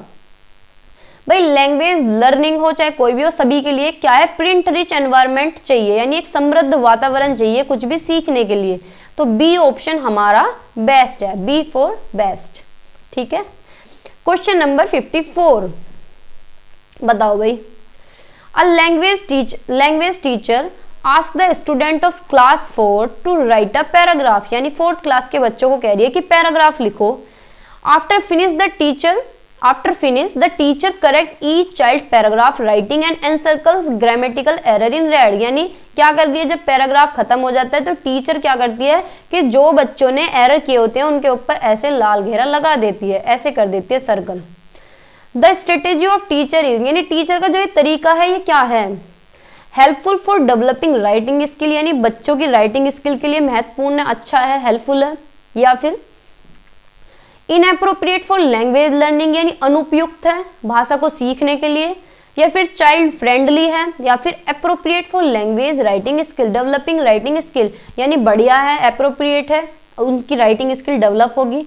तो बताइए कौन सा ऑप्शन ठीक होगा। भाई क्या है, बच्चा अगर एरर कर रहा है तो उसे ये नहीं है कि इधर लेका कॉपी, ये तूने गलत किया है, ये भी गलत है, ये भी गलत है 10 में से आए तेरे 0 नंबर, ये तरीका थोड़ी ना अच्छा है। तो ये क्या है, इनएप्रोप्रिएट है लैंग्वेज लर्निंग के लिए, यानी ये उपयुक्त तरीका नहीं है, ये तरीका गलत है। तरीका वो अच्छा होता है कि बच्चा खुद से ही इंप्रूव करे, है ना, खुद से देखे, खुद से अपने एरर्स को ठीक करे, एरर करके ही तो सीखेगा। तो बी ऑप्शन हमारा करेक्ट है। क्वेश्चन नंबर 55 बताइए, in language learning story telling is an effective medium for, क्या है स्टोरी जो हम सुनाते हैं वो क्या माध्यम है, किस लिए प्रभावी है वो। प्रोवाइडिंग मोरल एजुकेशन, कि बच्चों को क्या है नैतिक शिक्षा मिलती है, कि कहानी का अंत ये है कि हमें बुरा काम नहीं करना चाहिए, ये मतलब होता है। डेवलपिंग लिसनिंग स्किल्स, कि बच्चे की क्या है सुनने का कौशल विकसित होगा। या फिर डेवलपिंग राइटिंग स्किल्स, कि बच्चे का लिखने का कौशल विकसित होगा। या फिर engaging the children in free time, कि बच्चों को क्या है जो फ्री टाइम है उसमें एंगेज करने का ही तरीका है। भाई स्टोरी अगर हम कोई भी पढ़ा रहे हैं, समझा रहे हैं, चलो अगर घर पे भी मम्मा सुनाती है, कोई भी कहानी सुना रहा है बच्चों को, तो बच्चों की थिंकिंग डेवलप होती है, बच्चे सुनते हैं ध्यान से सुनना सीख जाते हैं वो, तो उनकी क्या है सुनने की जो स्किल है, सुनने का जो कौशल है वो विकसित होता है। तो डेवलपिंग लिसनिंग स्किल्स, यानी बी ऑप्शन हमारा करेक्ट होगा। ठीक है, क्वेश्चन नंबर 56 बताइए, Which of the following term is not related to the Vygotsky socio-cultural theory? बताइए वाइगोत्स्की की थ्योरी से कौन सा एक रिलेटेड नहीं है। सोशल इंटरेक्शन यानी सामाजिक अंत्यक्रिया, या फिर स्कैफोल्डिंग जिसे पाड़ कहा जाता है, जेडपीडी यानी जोन ऑफ प्रोक्सिमल डेवलपमेंट यानी समीपस्थ विकास, कुछ इस तरह से हिंदी में बोलते हैं, है ना। या फिर डी ऑप्शन मेंटलिज्म। तो बताइए कौन सा ऑप्शन ठीक होगा। भाई वाइगोत्स के सोशल इंटरेक्शन की बात भी करते हैं, स्कैफोल्डिंग की भी बात करते हैं, जेडपीडी भी नहीं की थ्योरी में, लेकिन मेंटलिज्म तो नहीं है ना, तो डी ऑप्शन हमारा सही होगा। ठीक है, आगे चलें। क्वेश्चन नंबर 57 बताइए, choose from the given statement the strategy which best support emergent literacy, यानी क्या है प्रारंभिक साक्षरता के बारे में कौन सा एक सही है, कौन सा एक अच्छा सपोर्ट करता है। Parental talk in early years of language development की क्या है, पेरेंट जो स्टार्टिंग में टॉकिंग बच्चों से बातचीत करें जिससे क्या है उनका भाषा विकसित हो। रीडिंग स्टोरीज टू चिल्ड्रन, कि बच्चे स्टोरीज पढ़ें, सही बात है। या फिर asking to write a letter to a friend, कि बच्चों को कहें कि अपने फ्रेंड के लिए लेटर लिखो। या फिर asking the child to copy the given sentence on a page, कि बच्चों से कहें कि ये सेंटेंस कॉपी कर लो ब्लैक बोर्ड पे से, या जैसे भी टीचर करा रही हो। तो बताइए कौन सा ऑप्शन ठीक होगा, बताओ भाई। देखो अगर बच्चा स्टार्टिंग में प्राइमरी में तो कॉपी तो करेगा नहीं, ना ही किसी फ्रेंड के लिए लेटर लिखना, ये भी कोई सही तरीका नहीं होता। कि बच्चे स्टोरीज पढ़ रहे हैं, सुन रहे हैं, वो तरीका ठीक है, कोई भी कहानी सिंपल सी, या फिर पेरेंट्स उनसे बात कर रहे हैं तो ये भी ठीक है। ए भी ठीक है, बी भी ठीक है, लेकिन सी गलत है और डी भी गलत है। ठीक है, तो ए और बी ऑप्शन हमारे बी में दिए गए हैं, तो बी ऑप्शन पे ताला लगा दिया जाए कंप्यूटर की। क्वेश्चन नंबर 58 बताइए, बताओ भाई, बताओ। In the early years of language development, यानी स्टार्टिंग में जो भाषा का विकास होता है, teacher her class with circle time activity daily where she gives opportunity to each child to speak on a particular theme, यानी क्या है, टीचर क्लास में एक्टिविटीज कराती है डेली बेसिस पे और बच्चों को मौके देती है कि किसी भी थीम पे बोलो थोड़ा बहुत। ये this is an important strategy for, ये किसके लिए प्रभावी तरीका है, प्रभावी रणनीति है कि बच्चों की रीडिंग स्किल डेवलप होगी, या फिर अल्फाबेट रिकॉग्नाइज करेंगे, या फिर एमरजेंट लिटरेसी यानी प्रारंभिक साक्षरता का एक पार्ट है, या फिर रीडिंग कॉम्प्रिहेंशन। तो बताइए कौन सा ऑप्शन ठीक होगा भाई। क्या है, early years of language development, जब बच्चे का भाषा का विकास चल रहा होता है तो टीचर जो गतिविधि कराती है, बच्चों को मौके दे रही है कि किसी भी चीज के ऊपर बोलो। चलो अपनी मम्मी के बारे में ही बताओ, है ना, तुम्हारी मम्मी क्या करती हैं, तुम्हारे पापा क्या करते हैं, या कोई भी थीम कि तुम घर में क्या खाना खाते हो, क्या बना है। तो ये क्या है, ये एमरजेंट लिटरेसी का पार्ट है। ठीक है, तो सी ऑप्शन हमारा करेक्ट है। ठीक है भाई, आगे चलते हैं। क्वेश्चन नंबर 59 बताओ, जल्दी जल्दी से एक्टिव होके बताइए। Dash provides us with the cues to read between the lines, क्या क्या हमें प्रोवाइड करता है कि हम क्या है, क्यूज पढ़े, क्लूज पढ़े थोड़ा सा लाइंस के बीच में। एक्सटेंसिव रीडिंग, रीड अलाउड, या फिर इंटेंसिव रीडिंग, या फिर गाइडेड रीडिंग। तो बताइए किस में पढ़ते हैं हम क्लूज के बारे में, कुछ भी क्यूज थोड़ा सा हिंट मिल जाए हमें, है लाइंस के बीच में। तो बताइए कौन सा ऑप्शन ठीक होगा, लाइन बाय लाइन पढ़ते हैं। तो ये होता है इंटेंसिव रीडिंग। क्या होता है, इंटेंसिव रीडिंग। ठीक है, तो सी ऑप्शन हमारा करेक्ट है। क्वेश्चन नंबर 60 बताइए।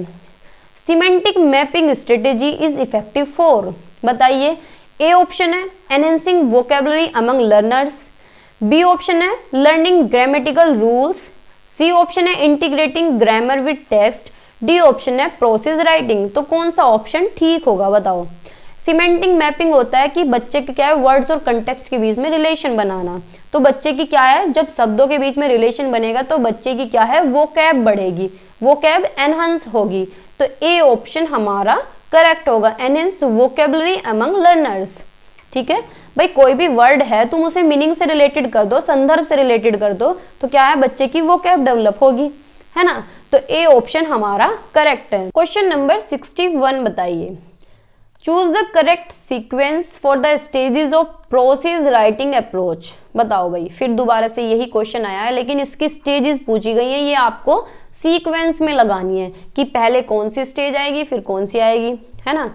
ए ऑप्शन है ड्राफ्टिंग, बी है प्रूफ रीडिंग, सी है ब्रेन स्टॉर्मिंग, डी है रिवाइजिंग, ई है आउटलाइनिंग, एफ है फाइनलाइजिंग। तो बताइए कौन कौन से ऑप्शन होंगे। ए में ये दिए गए हैं, बी में ये दिए गए हैं, सी में ये दिए गए हैं और डी में ये दिए गए हैं। ये डी के सारे ऑप्शन हैं। तो बताइए भाई कौन सा ऑप्शन होगा। भाई सबसे पहले हम क्या करते हैं, ब्रेन स्टॉर्मिंग करते हैं, यानी प्री राइटिंग करते हैं। ठीक है, तो सी पहली बार दिया, सी स्टार्टिंग में दिया गया है, तो सी इसमें दिया गया है स्टार्टिंग में, और कौन से में दिया गया है, इसमें दिया गया है। तो ये दोनों तो कट गए भाई, ये भी कट गया और ये भी कट गया। ठीक है, फिर उसके बाद क्या करेंगे, हम आउटलाइनिंग करेंगे, यानी अंडरलाइन करेंगे, एक तरह से आउटलाइनिंग करेंगे अपने माइंड में। तो सी के बाद क्या है, ई आएगा। फिर उसके बाद क्या है, ड्राफ्टिंग करेंगे। फिर तो सारे मिलते ही चले गए, ए डी बी एफ। ठीक है, तो ए ऑप्शन हमारा करेक्ट है। यानी क्या है, पहले हम ब्रेन स्टॉर्मिंग करेंगे, फिर उसके बाद आउटलाइनिंग करेंगे, फिर ड्राफ्टिंग करेंगे, फिर रिवाइजिंग करेंगे, फिर उसके बाद प्रूफ रीडिंग करेंगे, फिर उसके बाद फाइनलाइजिंग यानी पब्लिशिंग कर देंगे। ठीक है, तो ए ऑप्शन हमारा करेक्ट है।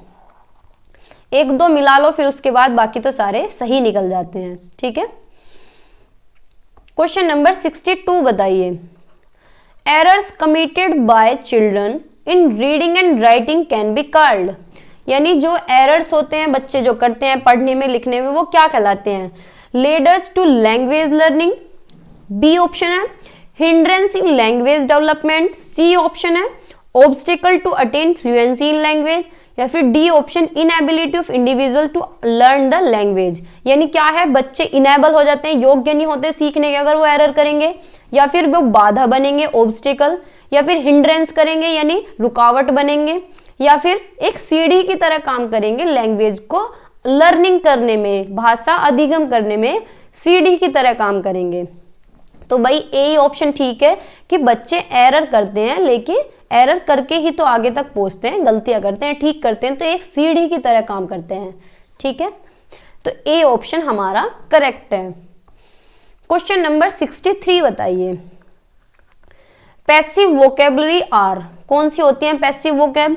ए ऑप्शन है words which we use when we listen to them and read them, यानी जो हम सुनते हैं और पढ़ते हैं।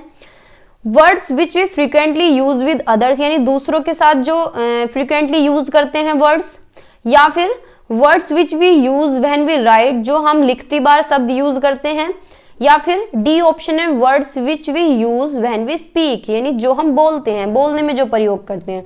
तो बताइए पैसिव वोकेबलरी कौन सी होती है? भाई पैसिव होता है जो सुस्त होके सुनते हैं। ठीक है, अब सुस्त होके यानी जो हम लिसन करते हैं, तो ए ऑप्शन हमारा ठीक है। आप तो नहीं सुन रहे हैं सुस्त होके, एक्टिव है ना सारे? कमेंट करके बताओ कि हम तो एक्टिव हैं भाई, हैं?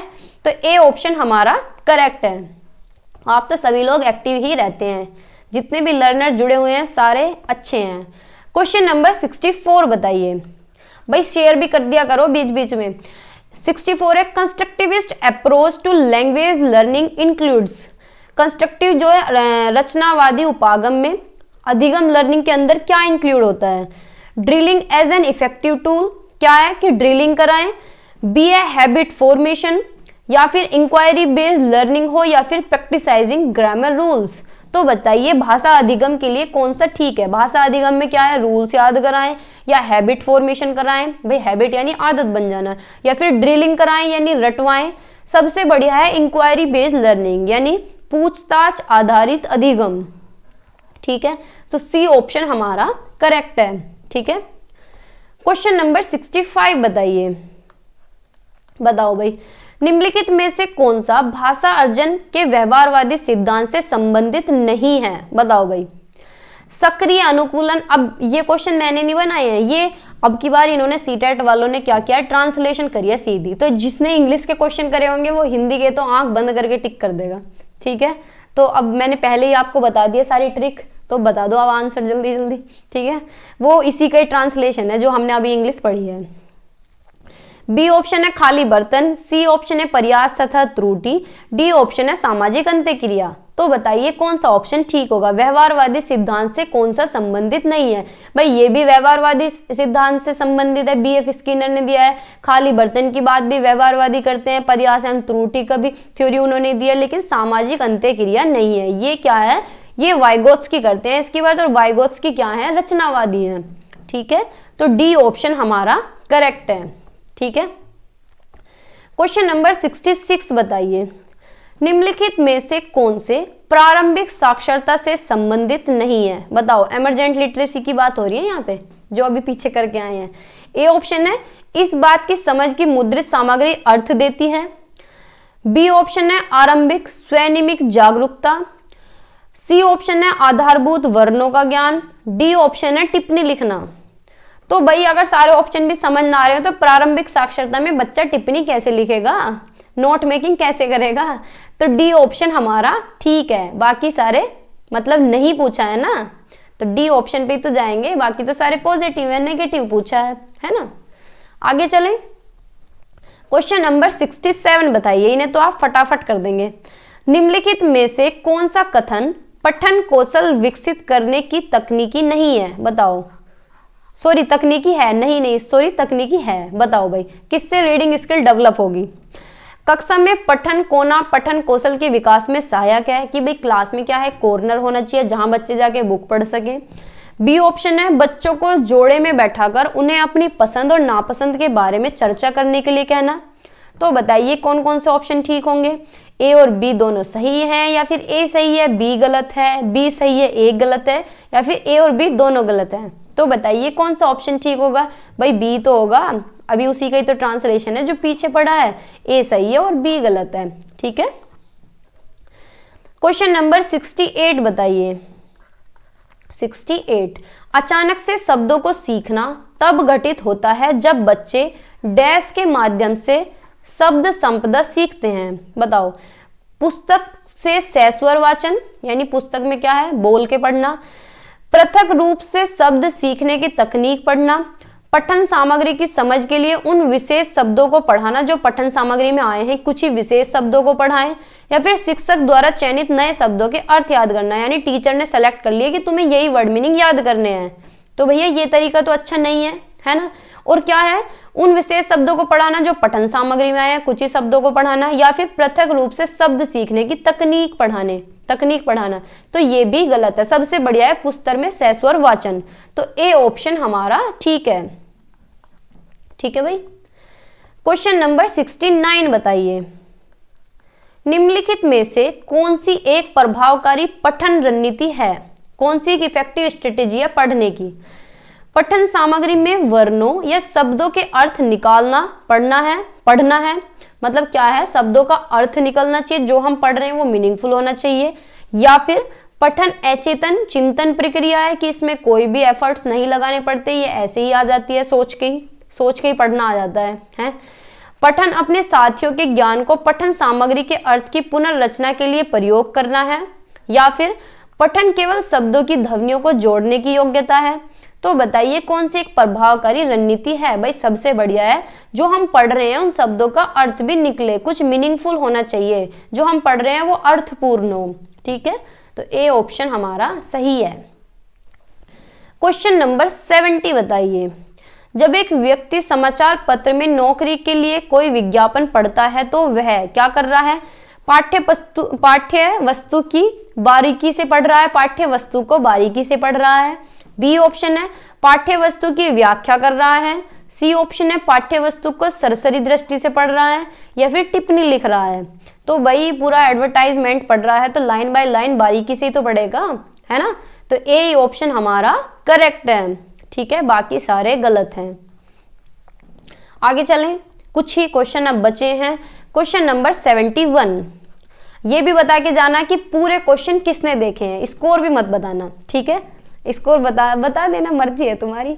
एक भाषा शिक्षिका कक्षा 4 के विद्यार्थियों को एक अनुच्छेद लिखने के लिए कहती है। ठीक है, जब वे लिख लेते हैं तो प्रत्येक बच्चे के अनुच्छेद लेखन में वैकरणिक त्रुटियों पर लाल घेरा बनाकर उन्हें सही करती है। अभी जो बताया था कि ऐसे राउंड कर दिया कि भाई ये भी गलत है तुम्हारा, ये भी गलत है। शिक्षिका की रणनीति क्या है, लेखन कौशल के विकास में सहायक है। या फिर बी ऑप्शन है भाषा अधिगम के लिए अनुपयुक्त है। सी ऑप्शन है बाल मनोविज्ञान के अनुकूल है। डी ऑप्शन है लेखन कौशल के विकास के लिए उपयुक्त है। तो बताइए कौन सा एक ऑप्शन हमारा ठीक होगा। भाई जो ये रणनीति है ना इसकी टीचर की, ये तरीका क्या है, अनुपयुक्त है, गलत है ये तरीका। ऐसे नहीं करना चाहिए, बच्चे को पॉइंट आउट नहीं करना चाहिए, उसे एम्बेरेसिंग फील होगा, बेइज्जती हो जाएगी बच्चे की। क्वेश्चन नंबर 72 बताइए। बताओ भाई, भाषा अधिगम में कहानी सुनाना एक प्रभावकारी माध्यम है। क्यों? नैतिक शिक्षा प्रदान कराने के लिए, बच्चे को नैतिक शिक्षा मिल सके, मोरल एजुकेशन मिले। या फिर श्रवण कौशल को विकसित करने के लिए कि बच्चे के अंदर सुनने की पावर डेवलप हो। भाई बच्चे बहुत ध्यान से सुनते हैं, घर पे आपने कभी, लड़कियां तो सुनाती हैं, लड़के तो खैर नहीं सुनाते, कोई मौसी है, कोई जिस भी नाते में हो आप, बच्चों को जब छोटे बच्चों को कहानी सुनाते हैं ना, वो इतने ध्यान से सुनते हैं, नींद में भी पूछते हैं अच्छा फिर आगे क्या हुआ था, है ना। तो इससे क्या है, बच्चे की सुनने की पावर बढ़ती है। लेखन कौशल को विकसित करने के लिए, डी ऑप्शन है खाली समय में बच्चों को व्यस्त रखने के लिए। तो बताइए कौन सा ऑप्शन ठीक होगा। भाई बी ऑप्शन ही तो हमारा ठीक होगा कि बच्चों की क्या है, सुनने का कौशल विकसित होगा। ठीक है, तो बी ऑप्शन हमारा करेक्ट है। क्वेश्चन नंबर 73 बताइए। नए शब्दों के अर्थ सिखाने की बजाय संदर्भ में नए शब्दों के अर्थ सीखना क्या है, अक्सर बच्चों को भ्रमित करता है कि बच्चे अगर संदर्भ में शब्दों को सीखेंगे, अपने रियल लाइफ से रिलेट करेंगे तो बच्चे भ्रमित हो जाएंगे, या फिर शब्दों की बेहतर समझ में सहायता करता है कि बच्चे क्या है शब्दों को अच्छी तरह से समझ सकेंगे, या फिर रटकर याद कराने को प्रोत्साहित करता है कि रट्टा मारेंगे, या फिर समय की बर्बादी करता है। तो बताइए भैया, अगर संदर्भ में नए नए वर्ड सिखाए जा रहे हैं बच्चे की रियल लाइफ से रिलेट करके, उसके वातावरण से, एनवायरनमेंट से रिलेट कर रहे हैं, तो क्या है बच्चे को बेहतर समझ होगी शब्दों की, वो भूलेगा नहीं उसे। ठीक है, तो बी ऑप्शन हमारा करेक्ट है। क्वेश्चन नंबर 74 बताइए, डैश के अनुसार भाषा अर्जन यंत्र के साथ जन्म लेते हैं। कौन कहता है कि क्या है, मनुष्य भाषा अर्जन यंत्र के साथ जन्म लेते हैं जो उन्हें भाषा सीखने में सहायता करता है। तो ऐसा कौन कहता है? वाइगोत्स्की कहते हैं, या फिर ब्लूम कहते हैं, या फिर चोम्स्की कहते हैं, या फिर स्किनर कहते हैं। तो बताइए कौन सा ऑप्शन ठीक होगा? भाई कौन कहते हैं ऐसा? चोम्स्की तो कहते हैं। ठीक है, तो सी ऑप्शन हमारा करेक्ट होगा। ठीक है, क्वेश्चन नंबर 75 बताइए, लास्ट क्वेश्चन है। बताओ भाई, निम्नलिखित में से कौन सा वाइगोत्स्की के सामाजिक सांस्कृतिक सिद्धांत से संबंधित नहीं है?